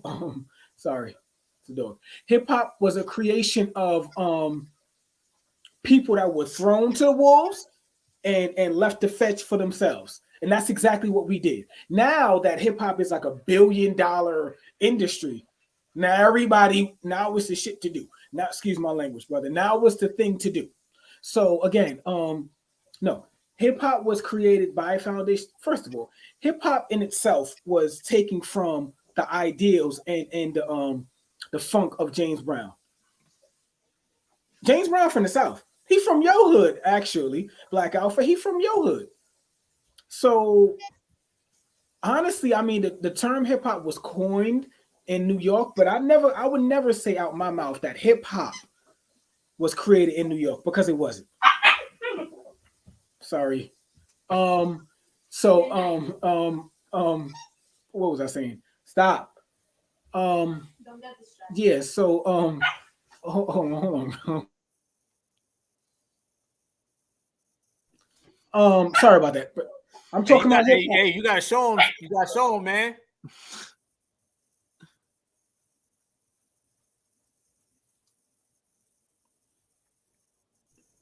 My apologies, guys. So yeah, hip hop in itself, again, hip hop is a beautiful thing, and now that it's a $1 billion enterprise, everybody wants to stake claim on that, and I understand it. I truly get it, because now it's the thing to do. But when it was, something in a, that people just used to carry crates to the park, and it was looked upon as, the nigger music and the jungle music, and the monkey music, nobody wanted to do that. Crazy Legs. Crazy Legs is a legendary dancer for hip hop. Puerto Rican cat. Dope. I got nothing against him. If you dope, I'm gonna give you a credit. Dope. Crazy Legs came around in the 80s. Hip hop was out, like I said, it was coined in the 70s. So from 73 to 80, what happened throughout that time frame? Because all of these people that they're naming today that happen to be Puerto Rican, that Fat Joe names, they all came around in the 80s. So from 73 to 80. Now, look, I'm no mathematician, but I did go to school. And I know that there's 7 numbers between 73 and 80. So what happened those other 7 years? And with that, I'm going to land.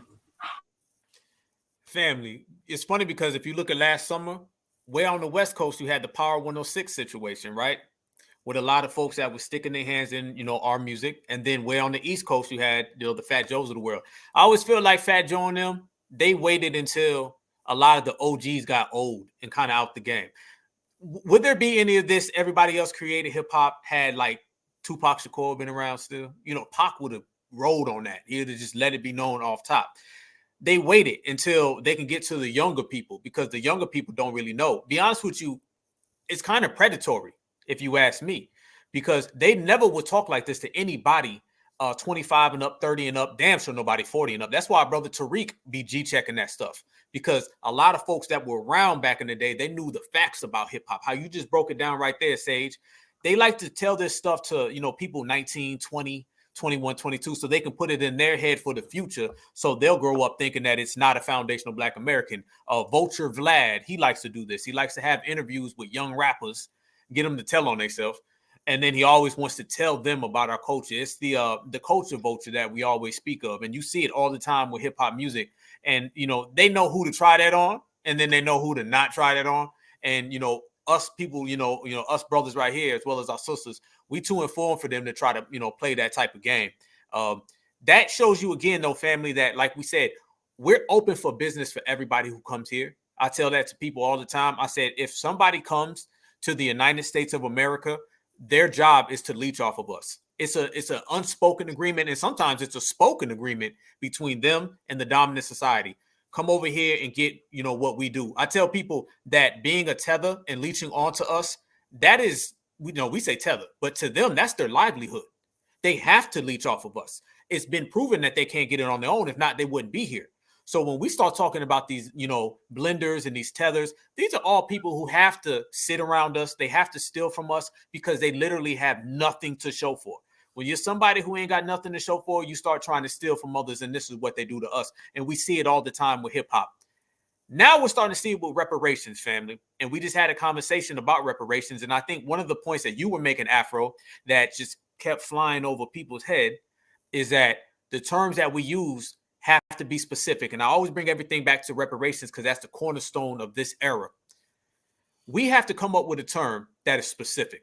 They cannot be remixed. What I said earlier, I was like, you're going to mess around and you're going to have the reggae remix version. You're going to have the Afro beats remix version. You have the country, the bluegrass. you're going to have all these remix versions of our lineage. And it starts with things like hip hop. That's what it starts with. It starts with someone saying, your music is my music. Your dancing is my dancing. You feel me? Your movies are my movies. And then what does that turn into, y'all? We know what that turns into. That eventually turns into your money is my money. Your reparations is my money. Everything that you got belongs to me. It starts small, it goes big. That's why us, as I say, vanguards, we stay on top of everything. And though it may sound small at the moment, because, there was people out there saying, man, it's just music. No, it ain't just music. It's all culture. Any attack on hip hop is an attack on us because we created hip hop. You can't separate the two of them. So in terms of our lineage, our heritage, and our culture, maintaining it and keeping it tight knit, we speak of terminologies. And I always tell people on the Black Alpha Network, I said, watch the verbiage. The verbiage that people use will tell you exactly what they are. Somebody comes in here right now and they start saying African American, you can tell what type of time they're on. Somebody comes here talking about minorities, or as you said, Afro, black and brown, we already gonna know what type of time they on.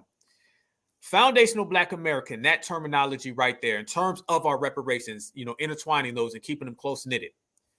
Have y'all seen, I know you have, but for the sake of the conversation, have y'all seen these people trying to flat blackness our reparations claim and allow themselves to come in the same way they basically try to flat blackness, because Fat Joe said that. He said, we black too. No, you black when you want our hip hop, you black when you want our money, right? And any other time they separate ourselves or themselves from us, which is good. And I'll ask you this question, Afro, then I'll ask you, Brother Sage.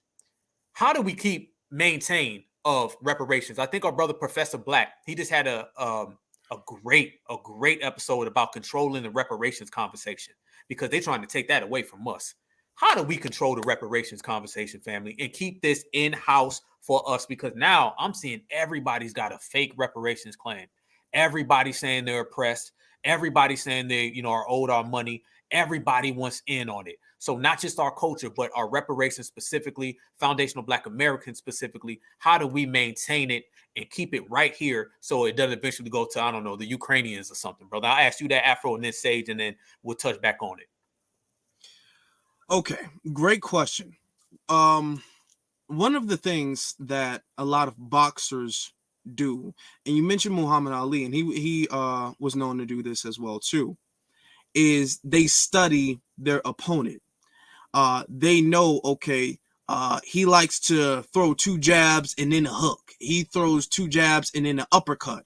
If he takes a step back, he's going to spring forward. And once you understand all of that stuff in the plays, you will develop the perfect defense for that. Okay. That one of the ways Muhammad Ali was pretty much untouchable. He was a big dude, but he moved very swiftly and everything. And he understood, okay, you're going to throw a whole bunch of crazy haymakers. You're going to try to throw a jab. I'm going to block my stomach, block my core. You're going to try to throw a hook. I'm just going to duck back a little bit. Once you understand your opponent's plays, their offense, you can develop the perfect defense. This is why we have certain terms that have the perfect defense, because we understand their plays. We understand the plays of, we don't want you to be called foundational Black Americans. We don't want you to be called it. And then we know the next play is to say, okay, that's cool, but technically aren't Haitians foundational Black Americans too? We understand the next play with that as well too. And we understand the play of, once you allow Haitians to be foundational Black Americans, then Jamaicans got to be, then Asians got to be, then Hispanics got to be, then Irish and Italians. We understand that play. So when we came up with the term foundational Black American, shout out to our brother Tariq Nasheed, that creates the perfect defense. Okay, so every single jab we're ducking it, every single hook we're dodging it, every single thing we're doing, we're evading all of their offense, because we've studied the opponents and we've developed a certain defense. Okay, that's like one person who comes to a game. If you want to use like a old coach, for example, an old coach might not be have coached for a very long time, but they understand certain telltale signs. Like, okay, if you got to make these amount of yards, you're only going to use certain plays. So I automatically know what type of defense to use. That's why there are certain people, it's kind of like hierarchical. There are certain people in the movement who've been around and who have studied, who've been studious enough, who've been disciplined enough, who've learned enough to be able to tell the signs of the opposition. So that way they're creating the perfect defense. And a lot of us, we're really following in the footsteps of the master teachers and the people they've passed the baton to develop the perfect defense as well too. So that's why when they say, okay, well, what about foundational white Americans? Okay, well, y'all didn't build America. Candace Owens and all of them, they were just trying to come up with the thing. Slaves didn't build America. We have the perfect defense to say we have all the receipts to say that slavery 100% built America and nothing else or nobody else did. Okay, when they say the Chinese built the railroads, we have the defense to say y'all built some railroads after we built railroads. You know what I'm saying? All of these things, when they tried to say that there were no black people here before the slave trade, we have the defense to say actually that's not correct. You know what I'm saying? So when we develop the perfect defense, there's really nothing that they can do. And that's why they're scratching their head. And you're seeing them constantly failing and then going back to the drawing board and coming back and failing and going back and coming back and failing because they only got like 5-6 plays and they keep trying to repeat it and it's not working. You know what I'm saying? It's like the basketball player and you got to make a shot before the timer goes. Otherwise, you're going to have to pass the ball. But the defense is so tough, you can't pass the ball and you can't shoot the ball. So you're sitting up there looking at this timer going down and down, and then there's nothing you can do. And you're getting frustrated and you're panicking. That's the position that we have the dominant society in, because we are letting the people who know the play kind of take not be the leaders, but we're letting them to a degree call the shots in the movement. Afro said we got him against the motherfucking ropes. Got their ass shook. Yeah. How about you, Sage? How do we keep control of this reparations conversation, man? Well, I think we got to shoot. I think we got to shoot the ball. We can't be like your Lakers, you know. But regardless of that, I think we need to stop. I think we need to stop. Well, safeguard your culture.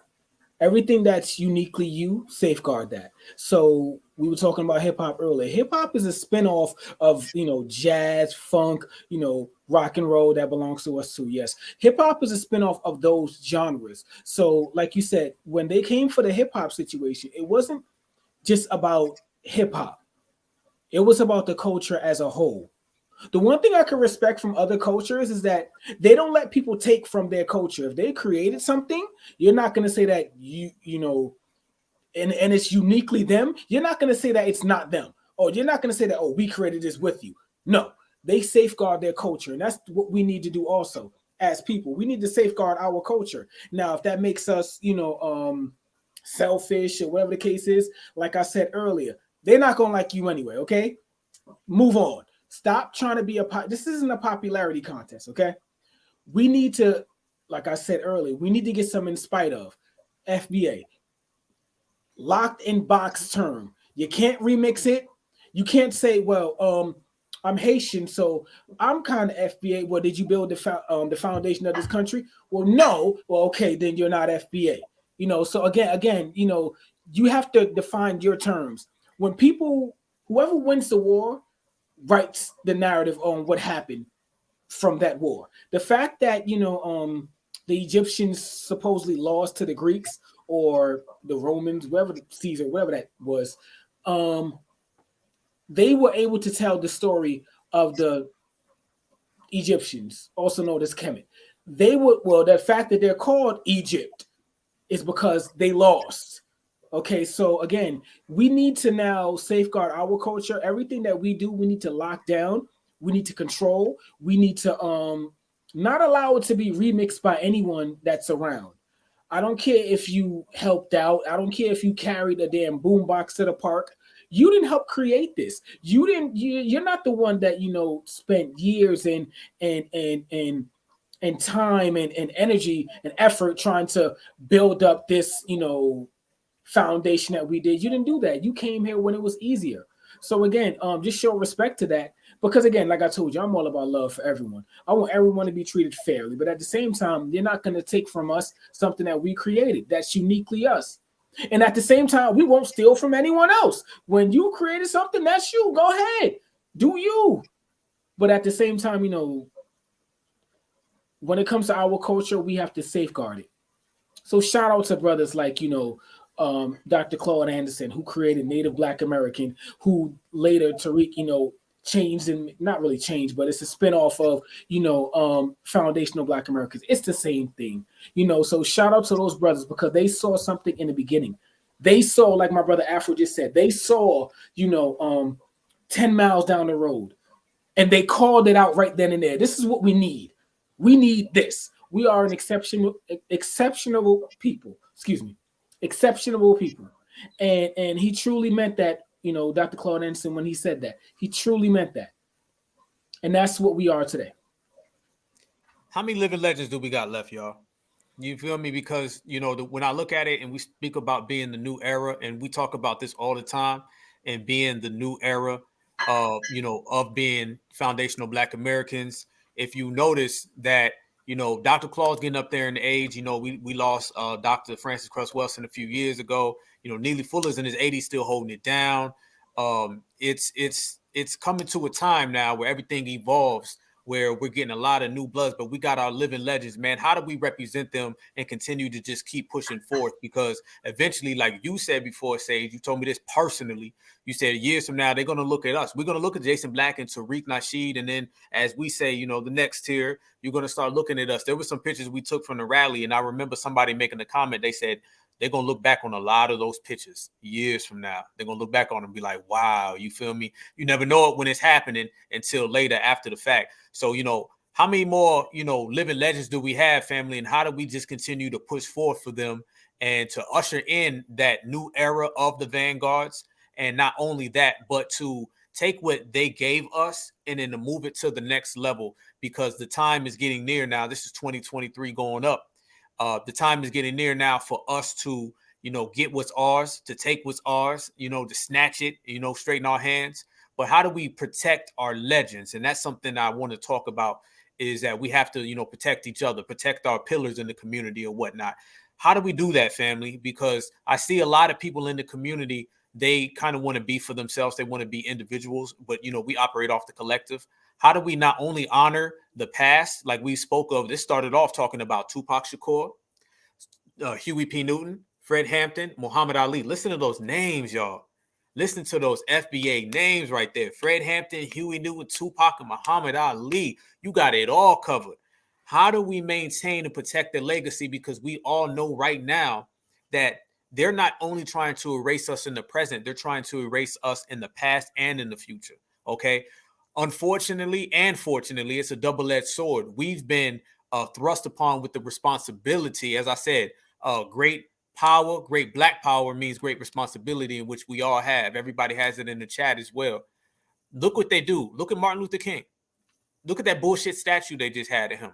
Look at every time they got some rumors about him, they tried it. I've literally seen Martin Luther King associated with MAGA.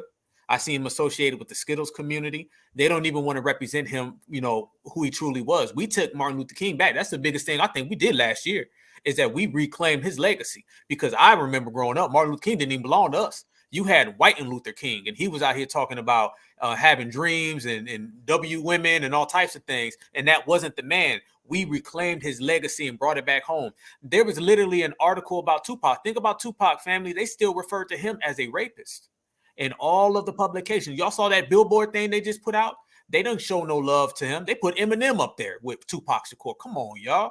So you see, not only do they try to steal the legacy of our ancestors in slavery by saying things like immigrants built the country, they also try to come and say that, Tupac, wasn't a great rapper. They also come around and they say negative statements about Martin Luther King, Malcolm X. They say Malcolm, hell, every year somebody says he's, non-FBA. There's always this assault on the past, because if you can erase somebody's past, you can erase their present. And if you can erase their present, then you can erase their future. all three of them at one time. And we understand this is happening, and it's a collective, and it's all the way at the top levels. How do we protect, reclaim, and maintain our culture, but by protecting our legends and maintaining who they truly were, opposed to who the dominant society says they were? I'll give that to you, Afro, and then we'll spin it back to Sage. Well, one of the things that we can do is we can make sure they're straight. Okay, we can make sure they're protected. When in the United States, when you become a president, even after you leave, okay, when you leave the presidency, you're going to be straight for your entire life. You're going to have security, Secret Service for the rest of your entire life.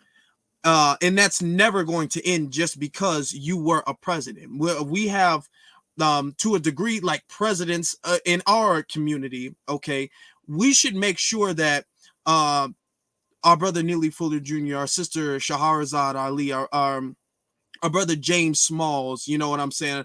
Our brother John Henry Clark. We should make sure they're straight forever, like they're immortally straight, and while they're on this land, all like to a degree as if they were a president of the United States. So anywhere they go in the nation, they have people who's gonna look out for them. You know what I'm saying? Instead of us being all like, man, I wish we could have shown you appreciation. I wish, like for instance, none of us on this stage right here, we didn't live during the time of Malcolm X or of Dr. Martin Luther King or even a Fred Hampton, even, right? We didn't live during those times. If they were alive in this time, we would show them a lot of appreciation that they did not receive during their time. What we have to do, and this was what I was saying earlier, when it comes to learning from the past, what we have to do is we have to be proactive in showing our appreciation and showing our respect of people who have done such great work for the community while they're still present, you know, giving them their flowers while they're still present. That's why you see Tariq Nasheed, he has a lot of them in his Hidden Colors series. When Jason Black, when he did his movies, he made sure Dr. Clyde Anderson, he was riding in limousines and his face was on billboards and all of that stuff. He was idolizing them present time as they were still alive. It wasn't like how we idolize people like Dr. King or Malcolm X or Fred Hampton. It's not like that. It's not a past tense idolization. It's a present tense idolization. Okay, so what we have to do is we just have to keep that energy. We have to treat these people like, hey, you're the president or you're a president. Okay, so however long you live, it can be 10 years, 100 years, whatever, anytime, any space in between, you're going to be straight because the collective of FBA society is going to guarantee that. Just like the collective of America is going to guarantee that a president, a former president of the United States is going to be protected no matter what. How about you, brother? Like, I'm sorry, but just like the museum. You know what I'm saying? You have icons who are alive today who will be displayed in the museum. It's not like a past tense thing. You know, we're not looking at the past. We're appreciating the present. Brother Afro, ain't you been to Fred Hampton's crib, right? Yes, I have. How did it make you feel, family? It made me feel empowered. I didn't want to leave. You know, I was driving away very slowly as I left. I literally could stay there the whole day because it felt so almost that's the closest I've ever gotten to like being connected to Fred Hampton, if you know what I mean. All of the books I've read and all of the lectures I've listened to and the clips I've listened to, I've never felt so closely connected to Fred Hampton than I was when I actually went to his house. Okay, that was like a sense of history and empowerment for me to go to his house. And I was all like, if only he was here today, if only people were there today to see how much we look at this house as if it's a national treasure, as if it's a museum. Back during that time, Fred Hampton and the Black Panther Party, that was just a house. That was just where they were sleeping. Now they're looking at that house like this house is an icon in Black history. You know what I'm saying? So we have to look at that. And I wish that, and of course they couldn't predict it, so no fault on them. But we have to look at that, and we have to look at the houses of these people who are alive today. They're like national treasures, okay? The people, the house of Dr. Neely Fuller, or Neely, he's not a technical doctor, but Neely Fuller Jr., that's like a national treasure today. The house of John Henry Clark, that's like a national treasure today. The house of Shahrazad Ali, that's like a national treasure today. Minister Louis Farrakhan is like a national treasure today. We have to look at these things and these people as legends and icons in the present time. And I wish our brother, and he was so young, that's why one of the main things that make it so unfortunate. But I wish his work could have really been appreciated at his time. Big facts, family. Hey, man, I got to go there, brother. When I come to Chicago, man, we're going to meet up, brother. You got to take me there, family. That'd be full circle right there. How about you, Brother Sage, man? How do we protect our legends, keep them going? As Brother Afro said, give them their flowers today, right now, and just hold them up. I couldn't agree more.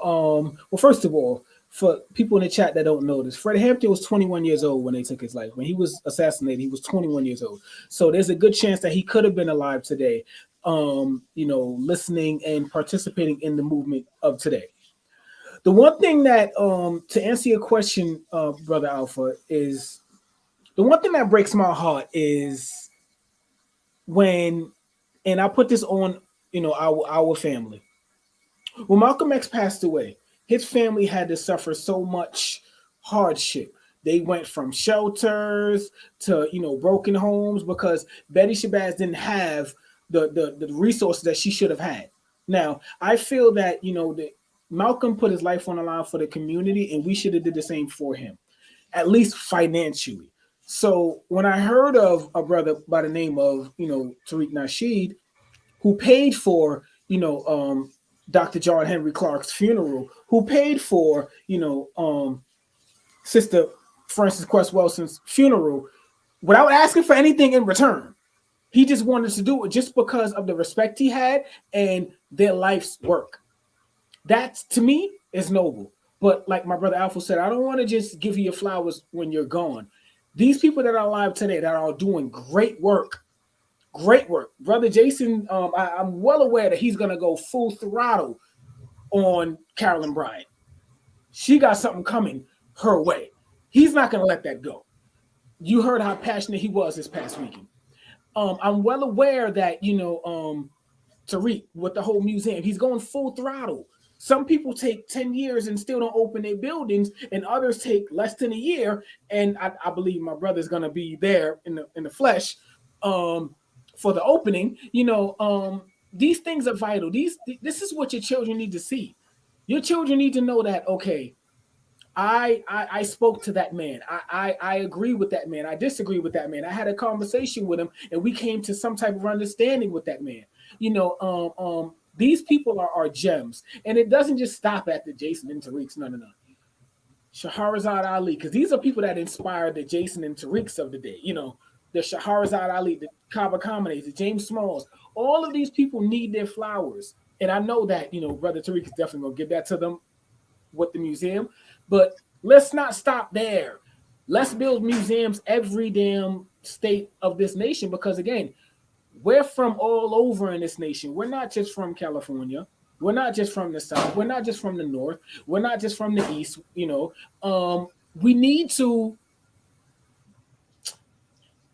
need to have something that speaks for us when we're gone. And because all of these messages are just getting passed down from Claude Anderson, passed down from, all of the, I'm not going to name everyone, countless names, passed down. The other day, every time it's Malcolm's birthday, what I do is I always visit the Muslim Mosque Incorporated. I took my lady friend by there the other day, and we visited it. And I told her, Malcolm walked up on these steps. He walked up these steps to walk into this mosque. And though I am not a Muslim by any stretch of imagination, but I respect everything that he did for his people. And those steps to me are golden. You know, if I could see him walk up there one more time, Lord knows what I would do. You know, because Lord knows what would have happened had any of these brothers from Fred Hampton, King, X, had any of them lived 10 more years past their date, Lord knows what would have happened. And I think that we are the second coming of that. We have the spirit and we have the motivation and the fight in us to push it forward. So, like I said, all we can go from here is up, and we cannot, you know, dwell on the past. But what I would say is protect our our scholars, protect the people that's trying to move us forward. That was my intentions in DC. Protecting the people that's trying to move us forward, whether whoever likes it the fuck or not, I don't care. These people need to be protected by any means necessary. And with that, I'll end. Yo, let me say this, man. You know, Sage, I always say this, man. You a humble brother. And a lot of people don't know, but I was literally right next to you when certain people pulled up. I appreciate that, man. And I know the time that you guys were on, it was to maintain. And that's the term I want to use. It was to maintain, and it was to maintain the good positive energy. Sometimes to maintain good positive energy, you got to, you know, get people out of the way. That's why we have bouncers at the club. You know what I mean? They're not there to start fights. They're there to get the bad energy out so everybody can have a good time. That is the definition of being a vanguard. I was right next to you with my wife. Salute, baby. I was right there next to you, man. And, you know, you made sure that everything went down and you never made no big fuss about it. You feel me? Matter of fact, I'm probably one of the only few people who actually know what, you know, could have transpired. But you kept it 110. So, you know, that was the first time we got up. So I got a lot of respect for you, dog, after that first happened. Because I was like, that's the real way of handling it, man. And that's what I love about our culture. That's the beautiful thing about our people. We know how to handle ourselves and conduct our own business. Nobody has to talk to us. They don't have to lecture us. We do what we do for self because we've always done everything for self. We've been out here on this island by ourselves. So when they say things, you know, about us and they try to leech onto us, we don't really go for that because we know that everything we've always got, we got on our own. They gave us lemons, we made lemonade. Didn't nobody give us nothing. We are the only lineage, heritage, and culture on the face of this earth that has truly got it out the mud. When we say out the mud, we mean out the mud. We genuinely did it by ourselves on our own, 10 toes down in the trenches. And that's the beautiful thing. We know how to police ourselves. We know how to raise everybody. You know the saying, brother, you know, it takes a village. You know what I mean? And that's really pretty much the history of us. It's been the village. We've been the ones taking care of everything. Hell, we took care of this country. There'd be no country without us. So nobody can really ever test the exceptional nature of foundational Black Americans at all, by no means. And I just love being around brothers like y'all two, is because that type of energy is infectious. That type of energy spreads. You know, each one teach one, man. We all do a little, we all do a lot. So if one of you brothers put something out there that I'm not aware of, I can latch to it. If I may say something good, you guys can latch to it. Afro, you know, I tell all y'all, man, I steal from y'all all day. If I hear anything one of y'all two brothers say, as well as a couple other brothers, man, I'm taking it. I'm coming. I'm going to put it with my repertoire because we all stand together, man. The brothers, the sisters, the kings, the queens, the goddess, and the gods. So that's the most beautiful thing about our heritage and our culture, is that we are the most self-sufficient people, and nobody's resume stacks next to ours, and they never have. Our brother Michael Williams said in the chat, it's a great idea. I think that we all need to get together, something we can work on, a passion project that we can all do. Let's get together and let's start, you know, like a Dr. Claude Anderson Day. You know what I mean? All of our living legends, man. Let's get together. You know, we can all, you know, put out polls. We can put Zoom chats. We can get together. We can congregate and literally come up with real holidays. This is Black History Month, and they give us so many history, you know, because let's be honest, they're going to have Black History Month, and right after this, everybody else has a History Month. You know, and they did that to stack them on top of us to dilute us. So let's get together, you know, everybody in the chat or whatever, man. You know, there's strength in numbers and the power and versatility and diversity, which we have all of those. I say we get together, man. We pick, you know, a few of our living legends. Everybody who follows me knows in my community, every morning I try to put out somebody different. I did Francis Cress Welsing the other day. Today I did one about Black love, and it was Malcolm and Betty Shabazz. It was Martin and Coretta Scott. It was Kathleen and Eldridge Cleaver. You know, those type of things. Let's get together. You know, we can all reach out to each other, and let's get a Dr. Claude Anderson Day, or Shazar Ali Day. You know, Cabo, you know how I feel about that, brother, man. Let's go ahead and get a day for all of them and just make it big. I mean, put it this way, family. If we took reparations out of the closet removed all the boxes that they put on top of it, dusted it off, got off all the cobwebs, and we put reparations on the forefront to the point where the president of the Ukraine is trying to talk about it, where people are calling in from huts and stuff from the other side of the earth talking about it. Reparations trended all summer. You got them right now being asked questions about our reparations in presidential campaigns. If we can do that, then we could take Dr. Claude Anderson and all of our living legends and get them a day that is just for them, and we'll celebrate it, man, and we'll make toast to the foundational Black American family tree. With that said, brother, you know, it's been about 2 hours, man, chopping it up with my two brothers. Hold on, brother. What the hell did Ukraine president say about our money? Man, let me tell you something. First off, he was doing the MLK quotes. Okay. He was trying to, you know why he did that, okay? He's basically saying, FBA, get behind us. And then they had asked about the money that's going to the Ukraine or whatever. And he basically was saying, in a roundabout way, in a roundabout fashion, he was basically saying that what's going on over there is something that we all lives matter, we all should focus on, opposed to basically our money. Instead of us focusing on our cash, let's send our cash to them. Translation. So when you got them talking about it, and you got everybody around the world focusing on our money, they pocket watching. Come on, you know we on top. You know what I'm saying? I told people before, they sitting here trying to talk on our reparations in about 32 different languages, and that's probably lowballing it, man. That's probably lowballing it. Every day there's somebody talking about our money, so we got to keep that money tight and, you know, keep it on ours. As a matter of fact, before I go, man, there's one question I got to ask y'all. And I always try to bring it back to reparations because I feel this is the reparations era, and they're gonna make books about it. Man, we making history, yo. We making history. They're gonna make movies and they're gonna make books about this era, and we're gonna all say that we're a part of it. Reparations, family. I gotta ask you guys this, you know, before we go, because this is the main significant point. How and when do you feel reparations is gonna come to us, family? Because I know you guys don't operate in the ifs. I know you guys don't operate in the hopes. I know you guys don't operate in the can we's. Y'all operate in the cut the motherfucking checks. And that's what I love about y'all brothers. How and when do you feel reparations is going to come to this lineage heritage culture? And I know also you guys ain't the in my lifetime. I know y'all say no, it's going to happen like now. I'll ask you, Sage, and I'll throw it to Afro, and y'all tell me y'all outlook for reparations for certified foundational Black Americans and how we going to get it and when we going to get it. Well, I believe they're going to first go to De Congo. And I knew I was going to catch you with that. Okay. Classic. So I think that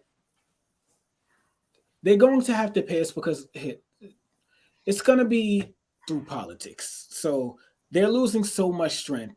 In 2024, I know all of these people are throwing their hat in the for president. It's going to come down to Trump and DeSantis on the Republican ticket. And I don't even know who the hell the Democrats going to put out, but it's going to be weak as hell because it's not anyone that we're going to get behind. Now, what's going to happen is that it's going to get real serious. Now, they're going to make it, I think that they're going to try to make it like a law that we have to vote.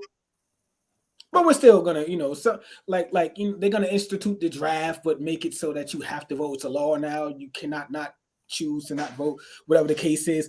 But regardless of that, reparations is going to come in the form of cash payments, direct deposit if you have a bank account. If you don't, because some of us don't, then you'll get a check in the mail. Reparations, to be honest, is most likely, the way it seems, I would say within the next 2 presidential periods. So between, what we at, 23, between now and 28. Because again, guys, look at the power of us. On every presidential debate, they're talking about reparations for descendants of slaves here in America. They're talking about that every single time. Now, if you think this is just some fringe thing online, why are they bringing it up to every single candidate that's running? Now, they're going to try to remix it and say, well, global warming is reparations, If we put more money in green in the environment, they're trying to remix that. As long as we stay on code, and I think Brother Tariq addressed this the other day, as long as we stay on code at what exactly we want for our reparations, there's nothing that they can do. And we're talking cash. We ain't talking no education. We ain't talking no, baby bonds, whatever the hell that was. We're not talking, saving the environment. We're not talking about that. We're talking cash money. So they're going to have to pony up the cash. The only question is how much. My opinion, it's probably going to be somewhere between 800,000 per head to 5 million. That's the way I'm looking at that. Question, and I want to throw this at both of y'all because I wanted to my lady friend actually told me about this. I wanted to talk to y'all about this. I discovered, well, she enlightened me to this the other day. Well, no, Afro, answer your question and then come back to me, Brother Alpha, because I want to ask y'all something and I want to get y'all opinion on something. So, yes, go ahead, brother. Okay. To answer, I would give the same dates that our brother Sage gave, like around the next two presidential periods. And the next one is in 2024, which is next year, and then there would be 2028. So within that time frame. Okay. What I think is very important is we have to be very definitive, okay? And we have to, like I was using the analogy before, we have to understand some of their attacks and their offense. So we're gonna get it as soon as we polish up a lot of the booby traps. And I made a YouTube about that, calling that the reparations booby traps, okay? Once we get rid of HR 40, once we take HR 40 out of the lexicon, that because every time they talk about reparations is, well, I'm trying to push HR 40, and I've explained how HR 40 is nothing, and they're really not trying to push it. That's just a stalling tactic. We need to get that completely out the map to where it's a pariah to even say the word HR 40. It's taboo to even say HR 40. And we got to cut straight to the chase. It's all, you know how we have cars and what they try to do is they try to like talk good and then steer off into like another way. You know what I'm saying? You know how they have modern cars that kind of sense the road. So if you're veering off into another lane, the car's gonna beep like, hey, you're veering off. That's what we have to be, like that, like automatic, like, hey, you're veering off, stay on this road right here, because that's what they're trying to do. They're trying to go down the right road and then slowly start to veer off into the next lane. And we need to be like, nope, you're veering off, get back on right now. So clearing that stuff up, getting HR 40, which is nothing, out the paint, clearing up who gets reparations, which we've had a lot of task force that's already starting to successfully set the precedent. We have a lot of people that are talking about reparations could be a lot of different things. We got to clear that up. Evanston, Illinois is not giving reparations. Those are housing grants. Okay. That is not at all reparations. We got to clear up. Reparations is not a housing grant. It's not a housing loan. It's not student loan forgiveness. You know what I'm saying? It's not baby bonds. It's not it's not land. It's not land.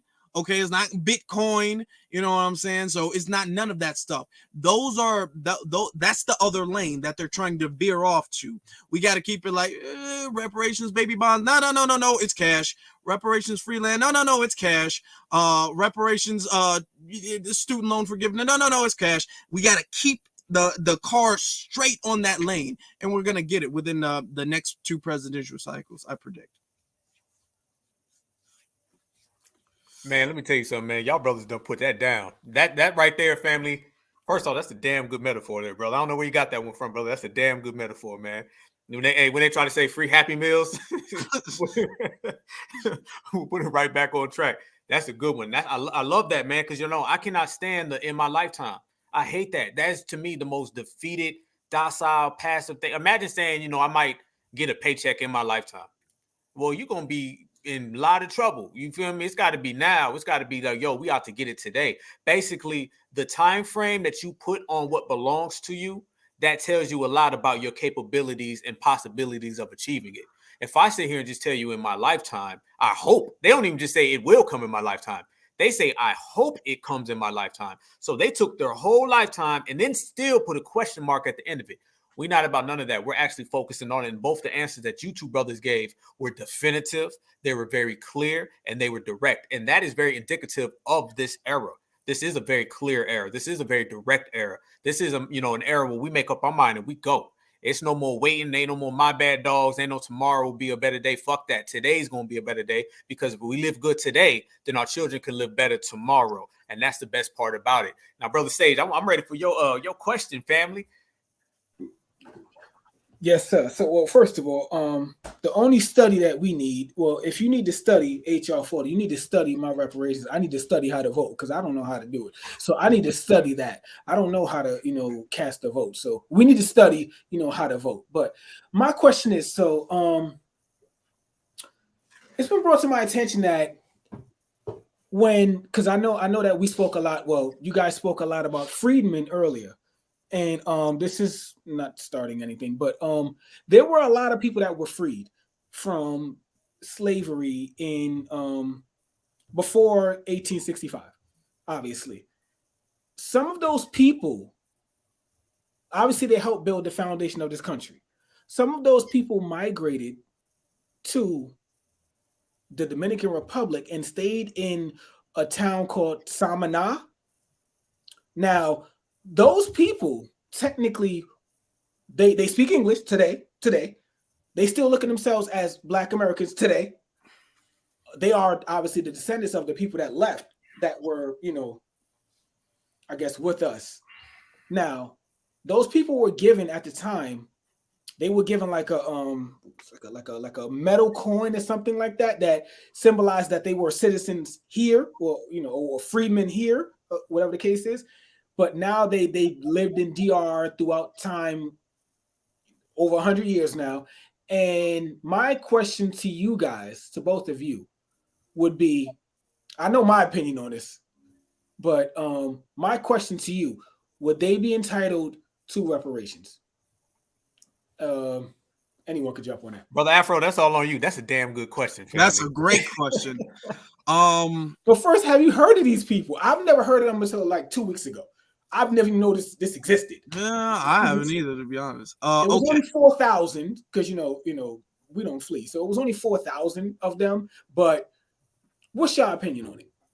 And the reason why I know it's legit, because Frederick Douglass, actually, there's a picture of him down there speaking with these people. So that's how I know it's legit. But again, I'm learning every day. What's your opinion? I'm quiet. Okay. My opinion is this. We're tying everything, our whole reparations movement is based off of the lineage. When you go to, and this is just world history, this is just the way the world works, okay? When you go to certain other places and you attach yourself to certain other societies, and you spend, I can see if you moved there like a couple years ago, 10 years ago even, but if you moved there hundreds of years ago, you moved there so long ago, you know what I'm saying? It's almost as if you're restarting yourself. You know what I'm saying? So with that, you've kind of developed a new lineage to a degree. You know what I'm saying? So you trying to come back and claim something that your great-great-grandfather was, but you've severed the ties to the lineage. If that makes sense, if you guys are following me. And once you sever the tie, don't come back and try to retie it back like, hey, I'm technically tied in. You know what I'm saying? We have ties to the continent of Africa, in West Africa. Slavery through the transatlantic slave trade, when they came in, that severed the ties. That's why we're not saying we're African, because the ties to us in the continent have been severed. Okay, they have, by their own volition, they have left, they have chosen to stay gone. So they have chosen to a degree, sever the tie. So we don't need a bunch of people trying to come back and then reconnect, because that will muddy up the water. You know what I'm saying? So it sucks for them, but I would have to decline. I would have to decline on that. Can we come up with a new term? Can we say UFBA, used to be Foundational Black Americans? And if you used to be Foundational Black Americans, I think then you're going to have to get your money from somewhere else, man. Wherever they migrated to, then I guess they need to go get them reparations from that way. Even though that is a good plausible, thing. I mean, I guess they would be more in line than some of these tethers who come over here who just say, we black, let's show up. But it is so compact and direct. That's the beauty of our reparations claim, is that it's very specific. Be honest with you, the only smoke comes from people who are trying to blur it up. You know what I mean? Because we all know that the reparations conversation is very direct. We understand it. Brothers and sisters right now, you brothers just gave a good time frame. We could sit down right now and come up with the dollar amount. Our scholars have already put forth a dollar amount. We've traced it back to a census. We traced it back to a specific lineage, heritage, and culture. The only nonsense comes from outsiders. The only blurry lines come from naysayers. Inside of our circles of FBA, we know exactly what reparations looks like. We know exactly what reparations should be politically, socially, and political form and policy. And the people who try to come and murk it up and blur it up, those are people who are trying to get it for their advantage. I said earlier, and I'll say it again, 99% of people who are non-FBA who claim to support FBA reparations really don't support them. They just want in on them. Okay, so when you see people start coming in from the dominant society, from all these other communities, from the diaspora, these type of people who say, yeah, I want your reparations. Yeah, I'm down with it. I support it. They only support it because that's their opportunity to get it. Reparations is like a big ass lottery ticket for the world. And when people win the lotto, then their third, fourth, fifth cousin on the mama's, auntie's, uncle side start calling. That's pretty much what's been happening to us the last 2 years. Everybody's been ringing the phone talking about, y'all know we kinfolk now. No, we not. Y'all know we go back in day, right? No, we don't. Y'all don't know us. Keep it that way. Y'all didn't want nothing to do with us. Keep it that way. And as y'all brothers have said it so perfect, they're upset because we have been saying that. And we have been saying, keep your ass over there. You are either a non-FBA or now it used to be FBA, but this is only for right here, right now, today, FBA, the certified foundational Black American. And that's why we like to throw that term certified on everything. Certified Vanguard, certified regulator, certified Black society. We like to put those terms on everything because it separates the counterfeits from the certifieds. It separates the artificial from the authentic. It separates the fake from the real. We're all over here on the real side, on the certified side, and we're all over here on the authentic side. So everybody and anybody who does not fit that bill, doesn't have that resume, weren't crafted this way, and does not have this prototype, is somebody who's going to have to sit their ass on the corner while we collect what belongs to us and doesn't belong to them. So as you guys have said, and other brothers and sisters have said very, very clearly, this is a debt that's owed to us. This is a specific debt that's owed to us, and we are specific lineage, and we are specifically exceptional. So we're going to have to come in, collect our exceptional check. But that question right there, Sage, I'm going to tell you right now, family, that right there, I'm going to have to go study that as soon as we get off here, family. So you done already sparked the brain. You talk about sparking that brain, that Tupac quote, family. Yes. You definitely did. I gotta look that up too, because that when I stumbled upon that, I was blown away. And here's my opinion on this. No, they're not entitled. Yes, they did go through chattel slavery with us, but after that, and again, reparations is about slavery. It's not about racism. It's about work. It's about a payment, for work rendered during this time to this time. That's it. It has nothing to do with, there's white people like you. No, nothing to do with that. They didn't go through, black codes. They didn't go through Jim Crow, and slavery is not about that again, but they didn't go through that. But like I said, if we're going to include them, then we have to include the people that went up to Canada. We have to include the people that went to Liberia. We have to include all of these people. So, no. Europe as well, too. The people that went to Europe. Europe, too. Yes, absolutely. So, no. And that's what I was saying. It muddies the water. You know what I'm saying? And once you do that, then it'll be like, well, technically, I have one single grandpa who's a foundational Black American. If you bend for one, you have to bend for all, and we just can't do it. Well, what the thing is that you can't trace your lineage back. There's no way for them to really trace their lineage back, because you have to go through census records in order to do that. You just said if you're on that 1870 census, most likely 99.9%, especially if you're Black, 99.9% chance your family member was a slave. If you're on that 1870 census, okay? So they can't trace their lineage back to that census. How are you going to claim any type of reparations? Yes, they speak English. Yes, they say we're from, my ancestors are from America. Yes. How can you trace that? I don't see a way that they can actually connect the dots. I'm sorry, I just don't. It's unfortunate, but it was a choice that was made. Back then they went somewhere because they were freed and they couldn't stay where they were, and most of them were from like the Carolinas. You're gonna do your research. I know y'all gonna do your research when y'all get off.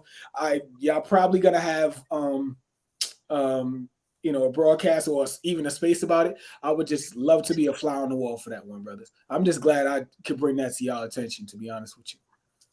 Brother, I'm telling you right now, that's a good point. That's a damn good point. It's almost funny because when we talk about reparations, it's almost like it's a debt owed to us, but also we're getting the luxury of never fleeing. It's the luxury of never fleeing opposed to those who fled. You fled from your reparations when you flee. When you leave, all the people we just mentioned that packed their bags and left, we never ran. We never ran. We stayed right here. If anybody has ever had a reason to leave, it would be us because of all the strife that we've dealt with. We never left. So reparations is not only a debt that's owed to us for building this country, creating this country, and just making this country possible for everybody. Reparations is also us collecting a check from never running from the country that we created. It's one thing to create something, and it's another thing to sit by and stand by it.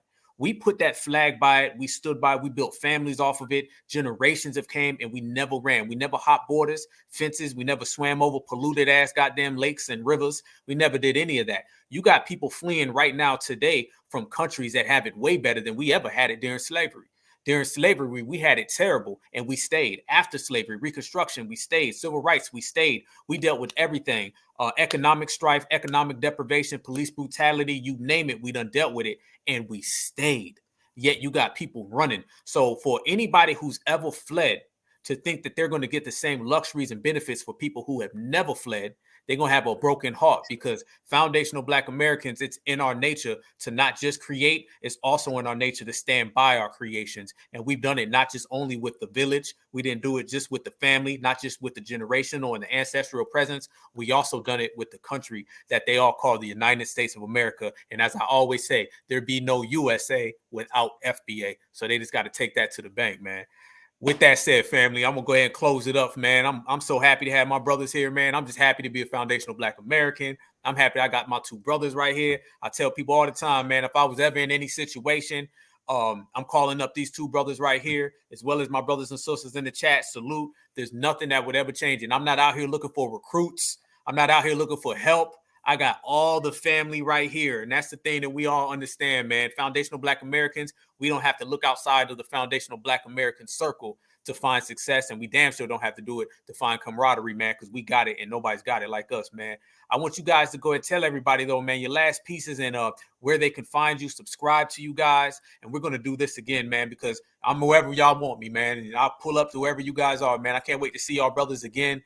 I was with both of you. Matter of fact, y'all were the first two people I saw in DC, man. Y'all the first two people I saw. So that was good, man. And at the time, nobody knew what I looked like, man. So y'all was the first two ones. So, it's family, man. It's always going to be like that. And like I said, man, you can't separate something that's intertwined. And I feel we all intertwined, man. FBA, mind, body, and soul. So can't wait to see y'all brothers here in a few months, man. We're going to turn it up, man, and do it like we do the FBA way.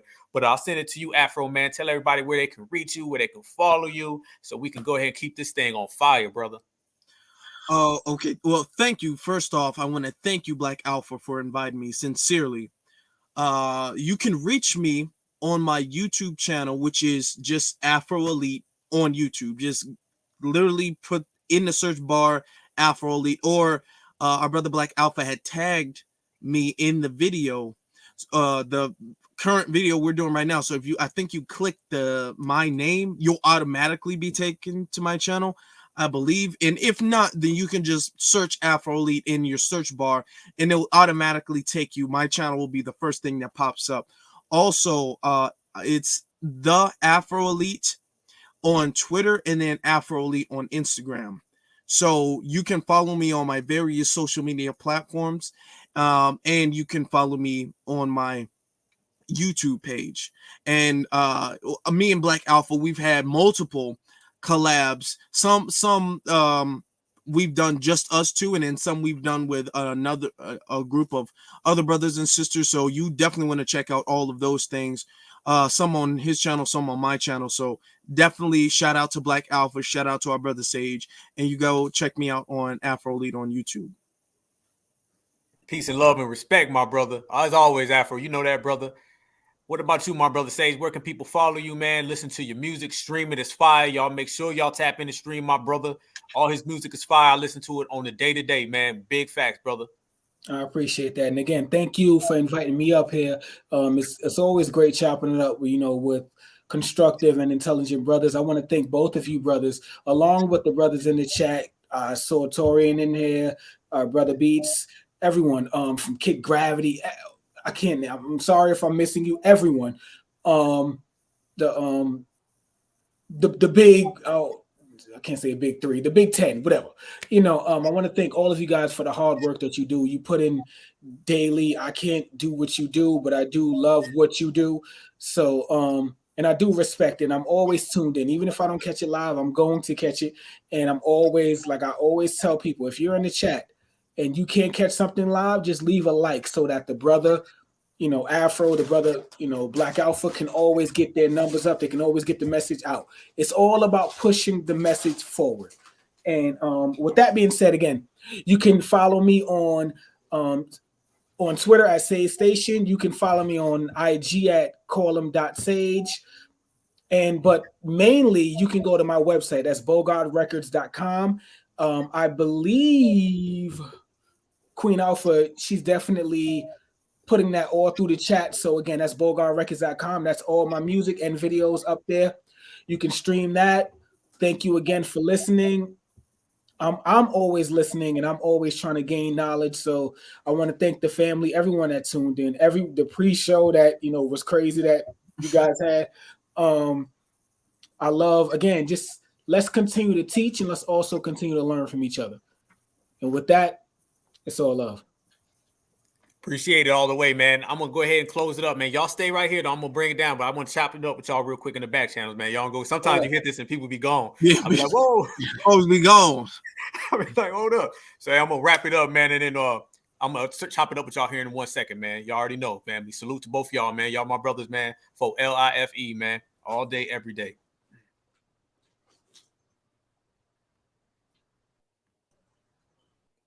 All right. All right, everybody. It was good chopping it up with the whole team. I'm trying to hit all these buttons at the same time, man. It was good chopping it up with y'all. Y'all already know, man. Make sure y'all tap into the Black Alpha Network 24/7, 365, man. We got the whole team. We're going to continue to bring fire. This is going to be our year. Y'all already know that. Y'all know the whole thing on the Black Alpha Cast. Black is beautiful. Beautiful is always black. Y'all know that. Certified Black Society. But I want to definitely say something to y'all. I appreciate everybody who has supported the Cash App. I got to say that.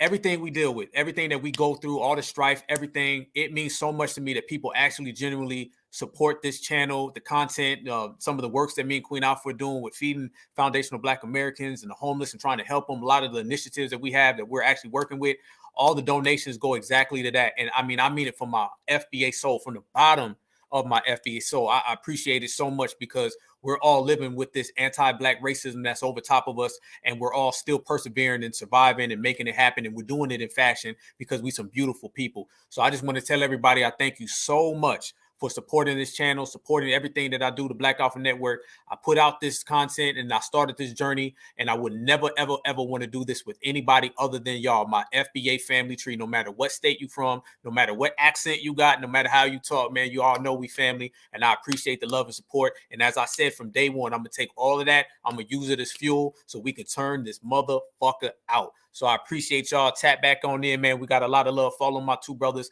and certified salute to the whole family. And y'all remember, as always, no matter what they say, Black is beautiful and beautiful is always Black. One love. Kid, what y'all think? If you whatever the fuck you think you are, and until we own some shit, I'ma call it like it is. How you gonna be a man and we starving? Go ahead. You know? And you can walk by 5 different houses, ain't a man in either one of them motherfuckers. How we gonna be a man?